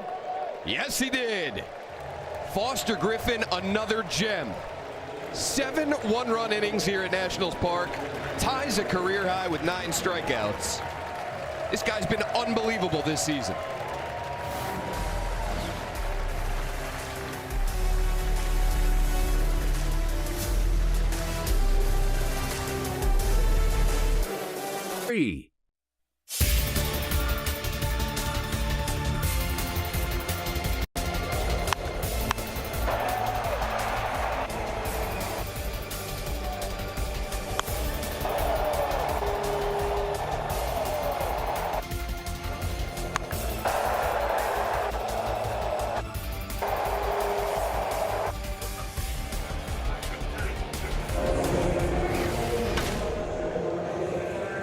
Now it's clear as day. The Nationals, the better team tonight to this point, 8-1 as we wrap up the 7th inning stretch. And that's trying to go 10-5 in rubber games this season. Pitch timer on Bibas. His head was down. You see that? Head was down. 0-1 the count. Nate Pearson making his 2nd appearance of this series.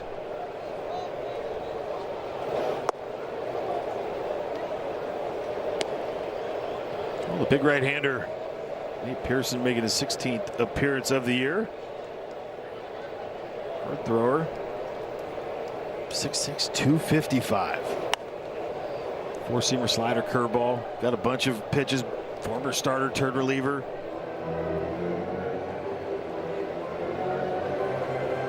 This year when he's ahead in the count, he's given up 1 hit.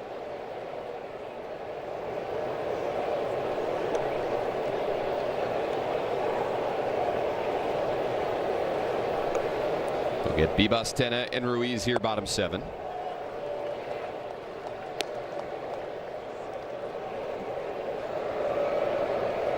Eight runs on 8 hits for the Nats so far. They've also drawn 7 walks.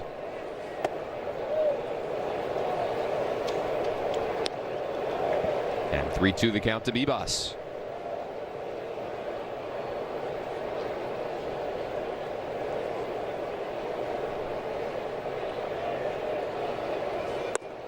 Make it 8 walks. Bibas, a leadoff free pass.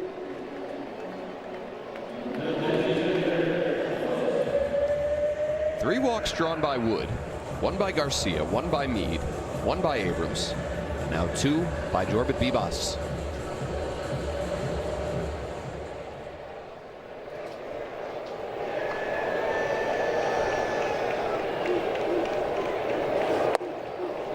Jose Tena takes ball one. What's the name of the game? I mean, from the beginning, against Spencer Arrighetti, they hunted anything middle. They took anything corners. It's impressive. And not only just do it in one inning, do it another game, right? Like just continue on.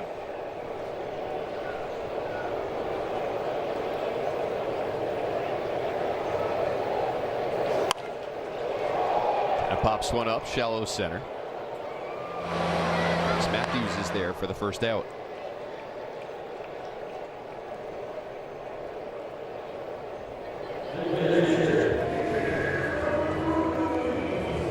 Ruiz, a nice offensive ball game. Flew out to left field in the second. Singled and scored in the fourth. Drove in a run on a sac fly in the fifth. And your number 9 hitter is hitting .281 with 34 RBIs. It's a pretty decent thing. Yeah, the offense is going.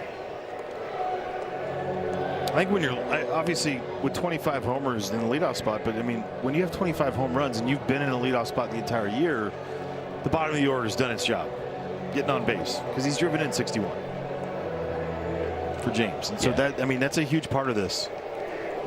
I feel like I've seen, I'm struggling to think of a specific example, but I feel like I've seen some hitters in recent years that have 20 homers and, you know, 35 driven in, 40 driven in. It's just clear that their home runs are driving themselves in the majority of the time. Well, before they became a really good offense, Mark Reynolds with the Diamondbacks used to be like that. It was not like, and everyone's like, well, no one's on base for him. Yeah.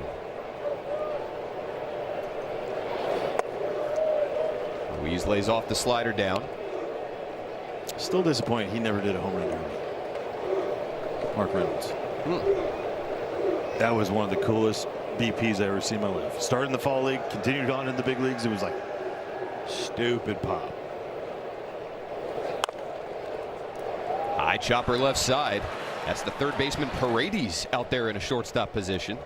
Gets the lead runner Bibas at second. Oh, how about this? Creeping up. How about Todd Helton being on that list that we had before? Coming into the game at 83. He was the only one who went twice. The year that Aaron Judge had last year. Shohei. I see a lot of MVPs there.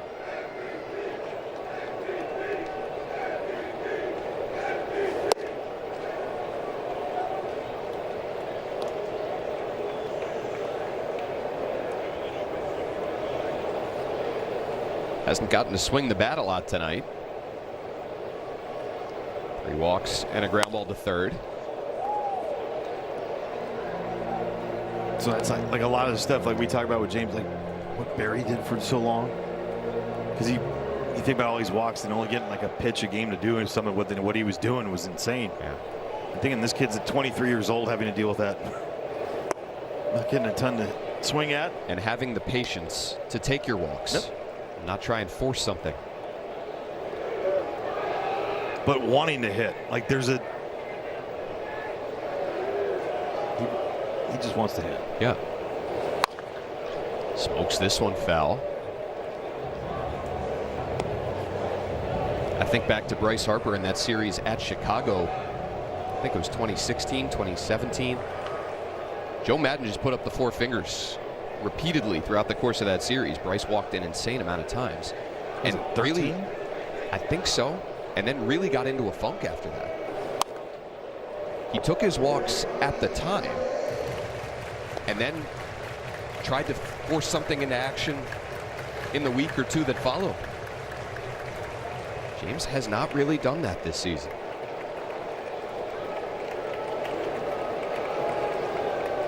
Of late, the strikeouts have come way down. Well done, Dan. I didn't say it. You said it. 8-1 Nats as we go to the 8th in D.C.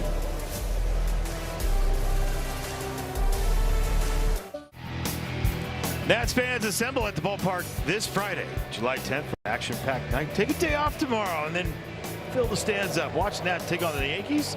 Snap your Captain America bobble. Suit up and head to nationals.com/promos.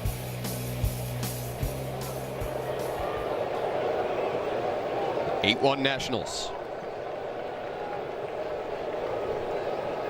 Foster Griffin done after 7 outstanding innings. For the 7th consecutive start, he has allowed 1 run or fewer. Second longest streak in Major League Baseball this season. He gives way to Orlando Rebalta here in the 8th with 8-9-1 due up for Houston. Yeah, 29th time on the year. 1-1-4 whip. Doing such a great job tagging that strike zone. Couple blips. Oh, now that slider, four-seamer, sinker, little change up.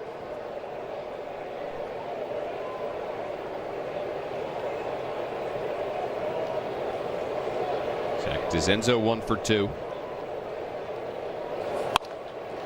Line drive up the middle.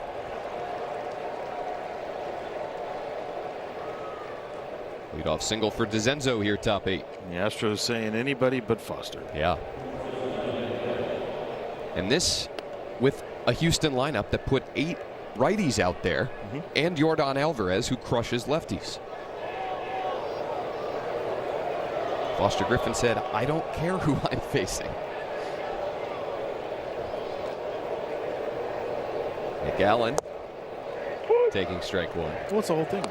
If you execute, and you execute at the highest of qualities like they did, you come out on top more times than not.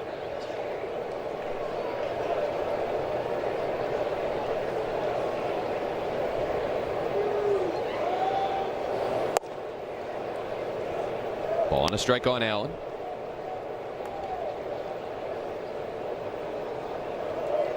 He had a nice night last night. First appearance of the series. Went 1 for 2 with a walk, a stolen base, and 3 driven in. Now giving him 9 RBIs on the season.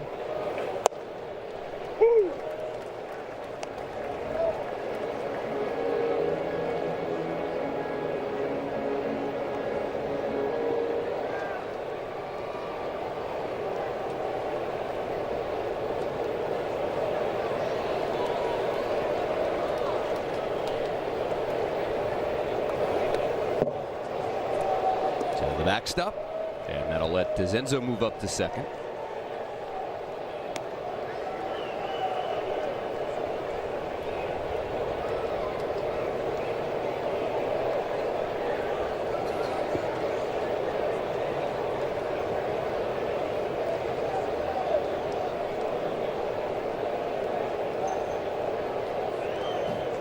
Rebalta's 2-2 to Allen.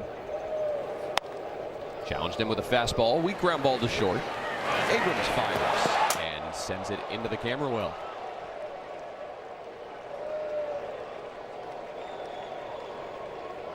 That's the first one from him this year that he's done this, where he's coming in on the ball.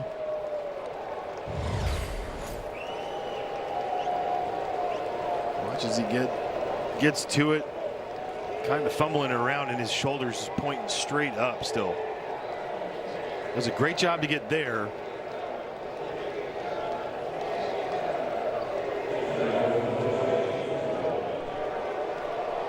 They give Allen a base hit, and the throwing error on Abrams, allowing DeZenzo to score and Allen to move up to second. They gave that a base hit? They gave that a base hit. Never mind. Oh, great job, guys. Brings up Jose Altuve.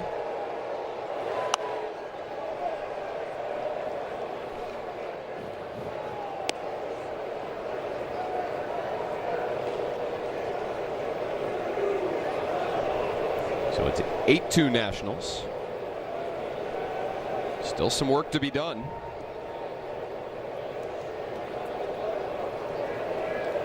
I mean, just a normal throw gets him by 3 steps. Yep.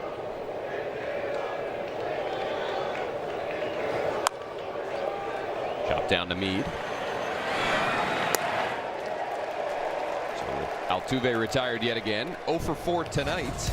But let's go back to the beginning for Jose Altuve. His first career hit came against the Washington Nationals back on July 20th, 11. Tyler Clippard allowed the first hit for Jose Altuve in his lengthy career.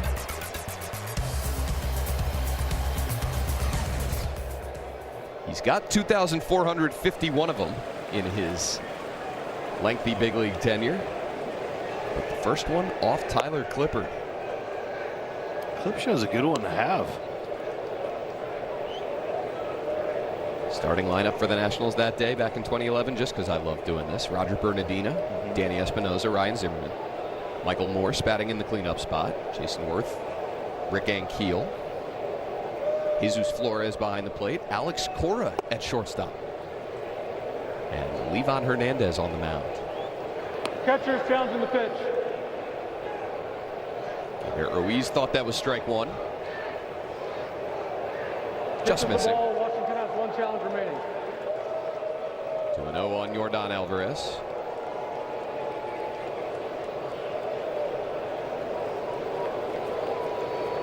Future National Mark Melanson pitched for the Astros that day.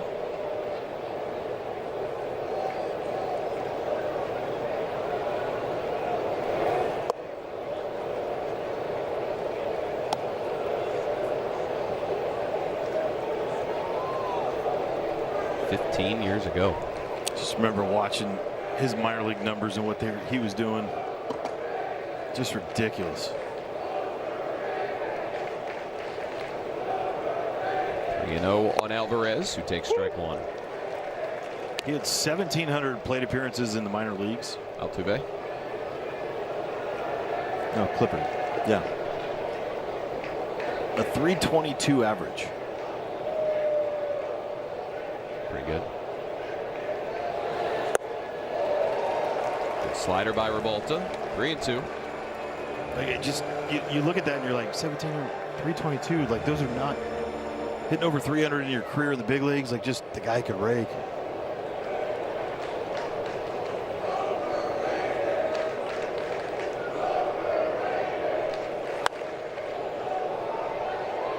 Career big league batting average of 301. Played this long in the major leagues and have an average over 300. Do you know how many plate appearances he had in Double-A and above? I don't. Like 210. Revolta strikes out Alvarez. Orlando gets the better of that Cuba on Cuba matchup there. Yordan Alvarez in this series now 1 for 14 with 5 strikeouts. And when he's able to locate this changeup down and away like that, it is just a great pitch.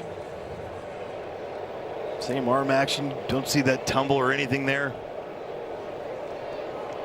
Hard to pick up. Nicely done.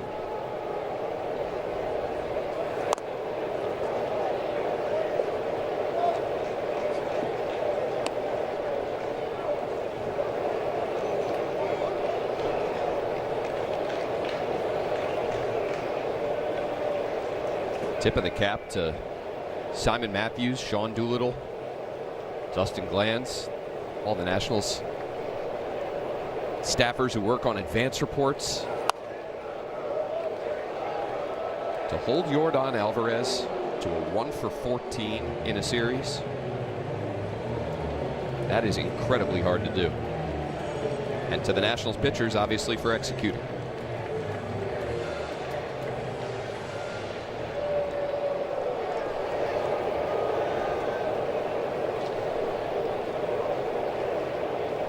Two on Paredes.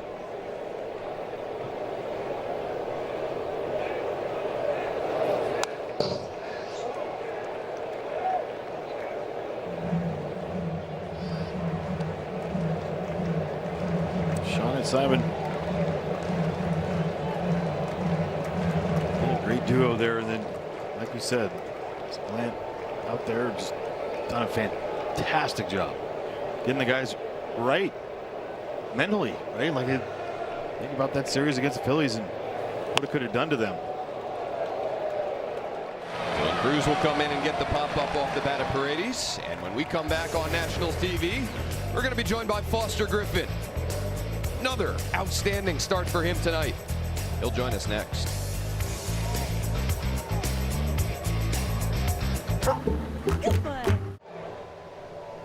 Welcome back to Nationals Park. Dan Kolko, Kevin Franzen, and Foster Griffin, who joins us downstairs outside the Nationals clubhouse. Foster, congratulations on yet another outstanding start. What made tonight really sharp for you? I feel like I had really good command of cutter and sweeper especially. You know, I was able to keep those two spins for the hitters off balance to both sides of the plate really.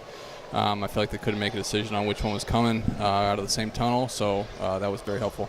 Yeah, it started out with Jose Altuve, and I asked that because I think of Trey Turner, Schwarber, and Harper, and I think this lineup too, very similar.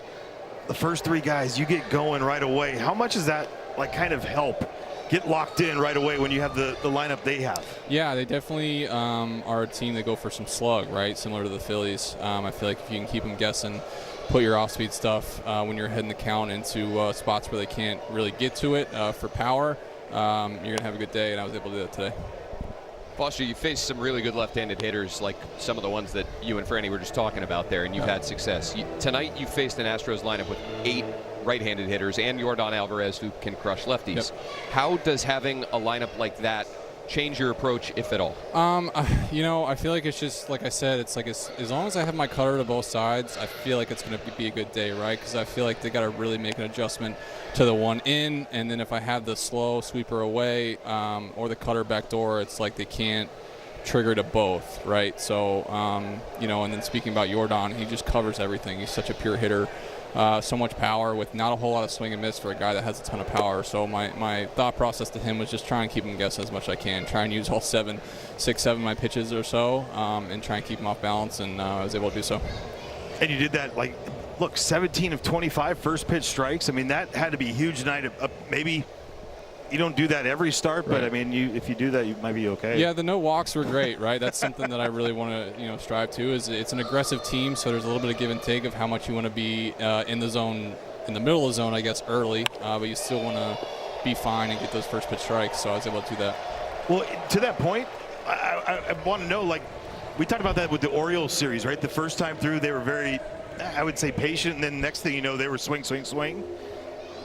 I was thinking they were going to be a little bit more aggressive tonight. They stayed patient the whole time. You just kept pounding that. Did that help out? Yeah, I feel like I was able to, like I said, the different spins early in the count. I feel like, I'm not a hitter, but, I feel like when a hitter comes up to try and do damage early in the count, they're looking for one pitch. And I was able to kind of remember which pitches I threw first pitch and the previous at-bats and kind of change and mix those so that they couldn't sit on a certain pitch each time. Foster, the numbers show that you're incredibly locked in right now. 1 or fewer runs allowed in your last 7 starts. Do you feel at this point in the season like you're really finding something good, or do you not even think about it that way? I just try and stay as level-headed as possible, going to each outing like it's, just another day. I mean, that's cliche to say, but, this game will humble you as soon as you think you're better than it, right? So I just take, each day as a blessing that I get to play here in the big leagues, and I got to do my homework and got to do my work in between starts and not take each start lightly. What are you going to do for the All-Star break? We got some plans to just Philly? lay low. Say Philly? Yeah. I don't know, man. That's not up to me. I'm content either way. That'd be a huge honor, but like I said, that's not up to me. I know the fans don't really vote on pitchers. It's up to MLB and player voting, etc. But it is what it is. It is what it is. So I'm content either way. Foster, real quick on your lineup, which is pretty good. Both Louis and CJ get to 20 home runs tonight. You have 3 hitters in your lineup with 20 homers and 60 driven in. That doesn't happen before the All-Star break very often. No, it doesn't. What has it been like for you watching those 3 guys and your lineup as a whole this season? How do you even process it? It's been a blast, right? I didn't know much coming into here, right? I've been gone for 3 years, but then to see the offensive production, especially from those 3, has been so much fun to watch. And not only the days I'm pitching, but the days I'm not. I feel like getting a lot of flack from the other starters that I get all the run support. But it's unbelievable to watch these guys go out and do their thing and do damage, and just they got such pure approaches. It's not just we're chasing a bunch and striking out a ton and then just running into a homer every now and then. They're just pure hitters. How much fun are you having right now? It's a blast, dude. It's an absolute blast. This clubhouse is so fun. We got great vibes going on in there. Everyone's up. Everyone's, there's not a team that comes in that we think we're going to lay down for. We're up for the fight every single day. Foster, thanks so much for the time, man. Congratulations yet again. Thanks, guys. I appreciate it. Thanks, dude. All right, see you guys. Foster Griffin. He's the best. So generous with his time. Yep. We really appreciate him tossing on a headset and joining us on our Nationals TV broadcast. And his offense just keeps going to work. Luis Garcia Jr., a leadoff single. Curtis Mead, another walk. just doesn't stop. For Luis Garcia, 6 3-hit games this year. It's awesome. Well, the part that separates, I think, Foster from most is that his ability to explain his thought process. Yeah. Like how he's able to digest going up against a lineup like that, what he threw, talking about the first pitches and mixing it up against guys and trying to remember what he threw. Well, it goes back to what Alexa was talking about earlier in the game about how other starters, how Blake Butera have noticed Foster talking about himself, but about his teammates as well. What a resource to have a guy like that who can talk through his own game plan, what he's seeing, what he's feeling, but be able to talk it out with his fellow pitchers as well. Well, who did we talk about earlier this, 2 weeks ago? James. And like James being the swing doctor, but not being the guy that's like, hey, you're doing this wrong. But like, hey, bounce it off. I watch. Yeah. I'm watching you. Foster, same thing. Not in a know-it-all way. No, but not in at all. Observant, like I'm your teammate. I'm yeah. invested in you. We have loved getting to know Foster Griffin. Great pitcher, great dude. All-star. Sure should be. ERA down to 2.77 after his 7 innings of 1-run ball tonight. Struck out 9, did not walk a batter. Just in control the whole way. Dylan Lyle with 1 out. It's Justin Lawrence in the Nationals bullpen, ready for the 9th. Lyle sends 1 out to center for Bryce Matthews. Tagging from second is Garcia. And there's 2 down. Another good swing, though. Swing. Christian Javier on the mound for the Astros. Starter having to come back out of the pen. Post IL. Last time out was his first time out since April 8th. Pitched on July 4th, and it very reminiscent of the old Christian Javier. High vert fastball. Just to carry low, it's like a low arm slot. Or release point, I should say, like pushes, explodes up. And if you think you're getting on top of his heater, you got to go higher. In the postseason a couple of years ago, I put the VR on to watch him, and I just like I took it off right away. I was like, nah, I don't want to see that. That's no, it's gross. It is. That right there, it looks so hittable, and it just keeps going.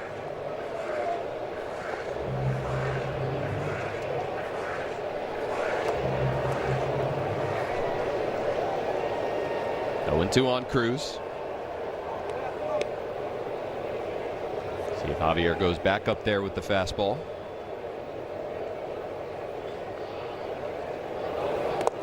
Breaking ball off of it. Cruz 1 for 4 tonight.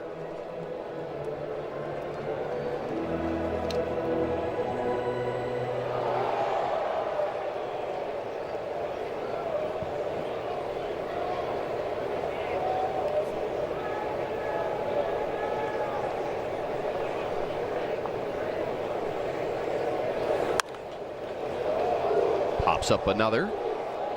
Into foul grounds. Right towards the railing. Out of Is that play. the same people? They've had quite a night down there. I mean, they're just protecting.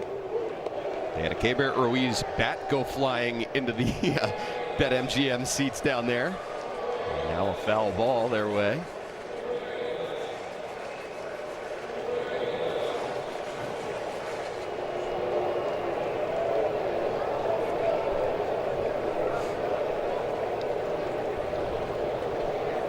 Another 1-2 to Cruz. In the dirt.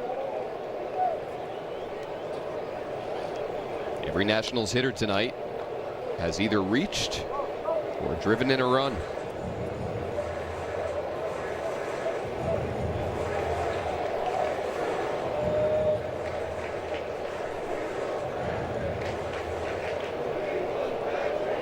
9 hits, 9 walks for the Nationals this evening.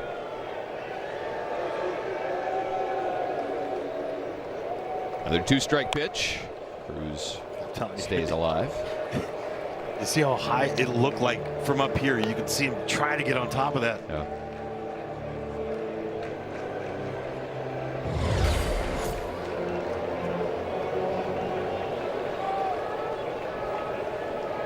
Visually, it looks like the ball's rising. It's not. We get it.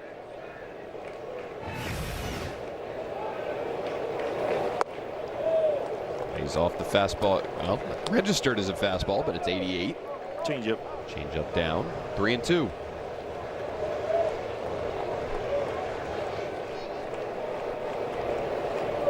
Change up has higher spin rate than the fastball. Wild. Mead will be off on the pitch, which Cruz fouls away.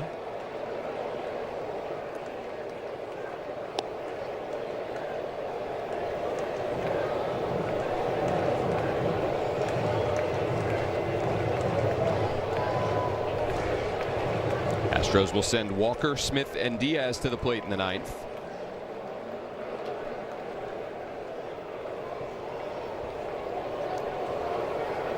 Another 3-2. Taken for ball 4. Great at bat. 10 walks drawn by the Nationals tonight.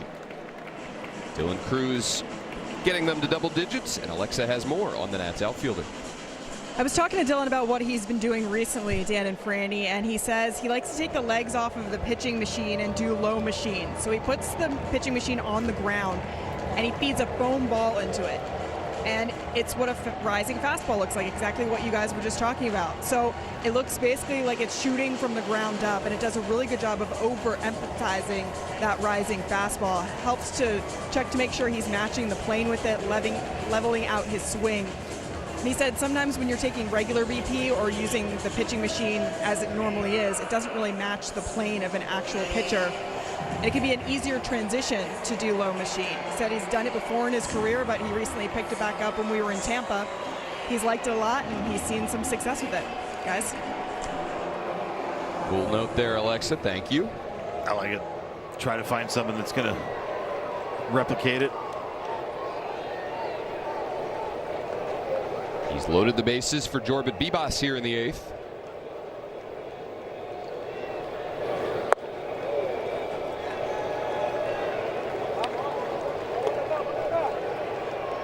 Bibas has worked 2 of the Nationals' 10 walks tonight. He's also doubled.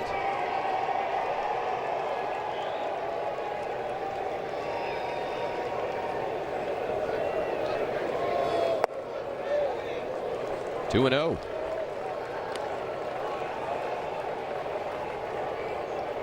Yesterday it was Andrew Alvarez on the National side of things who racked up quite a few walks, with Butera talking with reporters after the game about how he wants Alvarez to challenge more hitters. Be aggressive with your stuff in the zone. Can't imagine Joe Espada is too thrilled tonight with his pitching staff surrendering 10 walks so far. But it also the patience of the Nationals hitters, because a lot of those corner pitches with the curveball, Spencer Arrighetti, they took, right? I mean, they made him work. Sure. Forced him onto the plate. Did damage that way.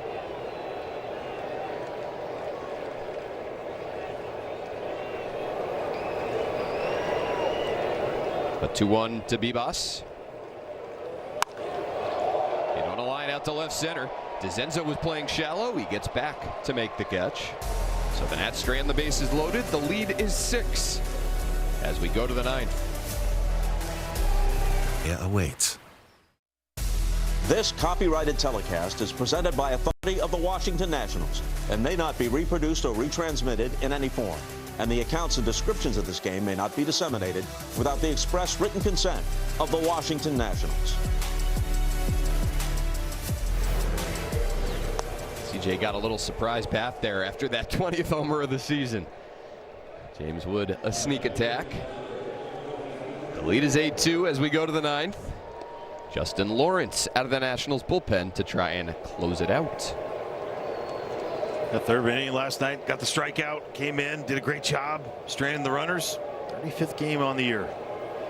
Trying to stack good game after good game. Christian Walker to lead it off for Houston. And a good tailing fastball from Lawrence for strike one. That ball moves all over the place. Sinker, sweeper, and a four-seamer. Seen it average 95.5 plus. Get to 97, 98s every once in a while.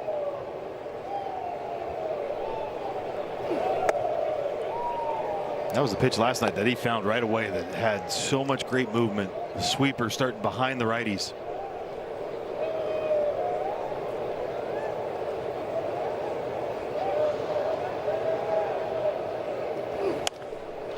Got in his Kitchen. Out to shallow center. And Cruz can't get there in time. It skips past him. Walker will end up at second. A bloop double to start the top of the ninth. And you know who appreciates the hustle? Justin Lawrence. Justin Lawrence.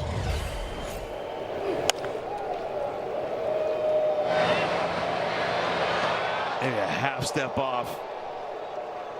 Another big swing.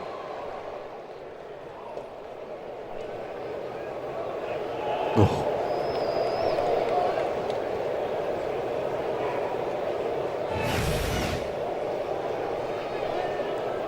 Walker aboard. Here's Cam Smith.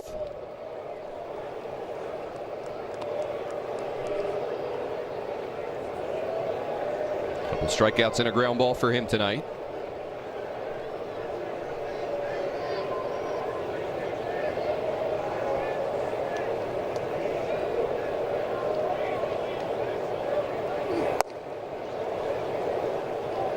The Astros were hoping tonight to pick up a win and move to a game under 500 for the first time since April 8th. Jeez.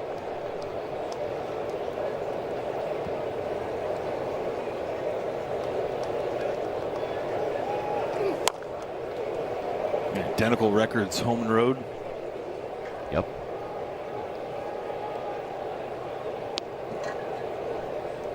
It came into DC having taken 2 of 3 from the Rays, who in the first game of that series extended a winning streak to 9 games.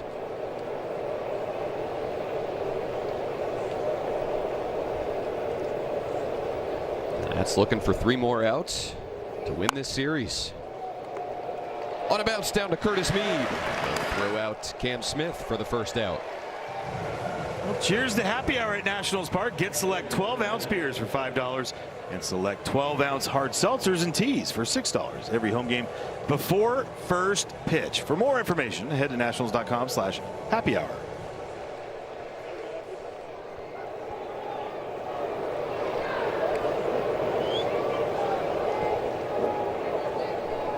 They're wrapping up their happy hour. 1 out for Yainer Diaz. Look at that sweeper takeoff. So much movement on the two-seamer into righties, and then the sweeper taking a hard left turn away from him.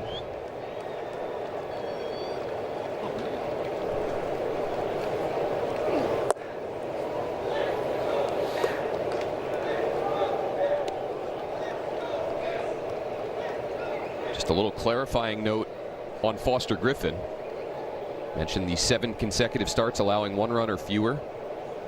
He said that he tied Steven Strasburg and Jordan Zimmerman. That's earned runs. 1 earned run or fewer over 7 starts. If it's just runs, earned or otherwise,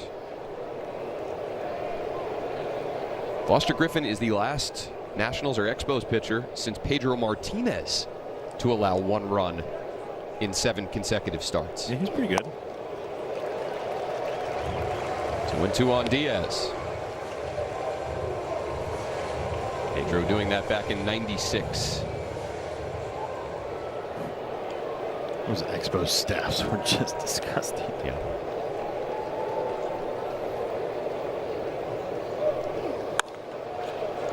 Out to second. Bibas will take care of it. And there's 2 down in the 9th. I mean, you think about it right now for Justin Lawrence, like these are the stacking those good outings, right? I mean, that's 3 straight hitters doing what you're supposed to do. Finish it off right here.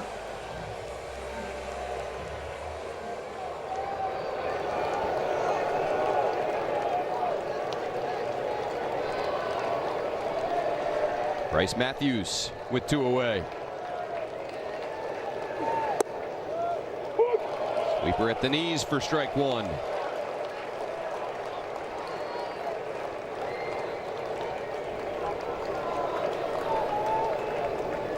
Nationals trying to go to 500 on this homestand.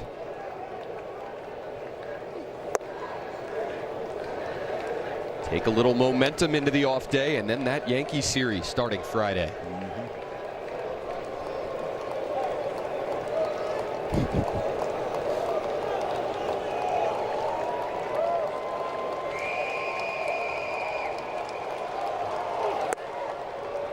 Two balls, 1 strike. You have the probables for the Yankees? Yeah, a guy named TBA starting all 3 games. Nationals announcing Littell, Michaelis, and TBA for those 3 games. A Tiba matchup right now? Yeah, it's a primetime matchup on Sunday.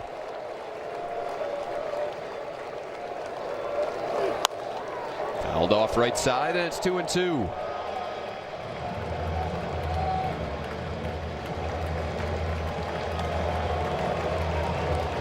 Yankees holding the top wild card spot in the American League, but not exactly playing their best baseball coming into DC. 6-15 in their last 21. Nationals a strike away. Grounded out to short. Abrams will play across, and 8-2 is our final score here tonight. The Nationals take 2 of 3 from the Astros, and they pick up their 48th win of the season, the most they've had before the All-Star break in a single season since 2018. Oh, what a great night. Obviously, Foster Griffin is the story. He had 3 balls hit over 95 tonight. 3 balls hit over 95. I mean, no hard contact on a team that can hit. James Wood walking 3 times, scoring a few more. Louis getting to 20, CJ getting jealous, getting to 20 himself. I mean, this has been a special first half, and we get into a huge weekend battle against the New York Yankees that who would have thought going into the break. And no one. 2 homers a night for the Nats. They didn't give up any. It's 132 to 130 now. They have a positive home run differential. Wow. Yeah. And Let's go. They are tied with the Yankees for the most home runs in baseball. What a series it's going to be at Nationals Park this weekend. Come on out and join us. The Nationals are swinging hot bats. Nobody hotter than Louis. No, and he just gets an outside curveball. Backspins it out. Number 20. First 3-run homer of the year for Luis Garcia Jr. And a StatCast on it. He was actually looking at the pitcher first, but he hit it. Not as fun of a roller coaster as James's the other night, but a 417-foot bomb. And the guy that hit number 20, the first guy to hit 20 tonight, that was Luis Garcia Jr. He's with Alexa Dad. Thank you, Franny. Louis, your 20th homer of the season, a 3-run bomb on the curveball. Why was the curveball your pitch tonight? I don't know. I go like with my plan. Like see the fastball, he throw me breaking ball like a little bit off, and everybody does no, that's my pitch. So I got a good contact, and hopefully that's a homer. Louis, you hit the home run your 20th, and then CJ Abrams copies you. Got a little competition for home runs going on the team, yeah? Yeah, we had a competition for home and RBI, so that's my partner. I'm happy for me, and I'm happy for him too. How happy are you for the entire offense and what this team has done for the first half of this season, not only hitting home runs, but just offensively as well? I always say we play with energy. I'm happy for the team like doing like really good job, and we stay here. Like we always call me like the first inning tonight, like fighting, and I think that's the key for this team. Talk about fighting. Foster Griffin always fights on the mound. His last 7 starts, incredible. What's it like to watch him? I always say it. I say before, every time he come in here, every time he go pitch, it's like 7, 8 innings. So I'm happy for him, and I'm proud of him too. Louis, before we let you go, show me with your hands how big the baseball looks to you right now. Right now, like right here. Thank you, Louis. Appreciate it. Congratulations. Thank you, appreciate it. All right, we'll take a quick break and we will celebrate both Luis Garcia Jr. and CJ Abrams reaching the 20-homer mark and doing it before the All-Star break. Kevin Franzen will join me to break it all down. We'll also have CJ Abrams sit down with us post-game. That's all coming up here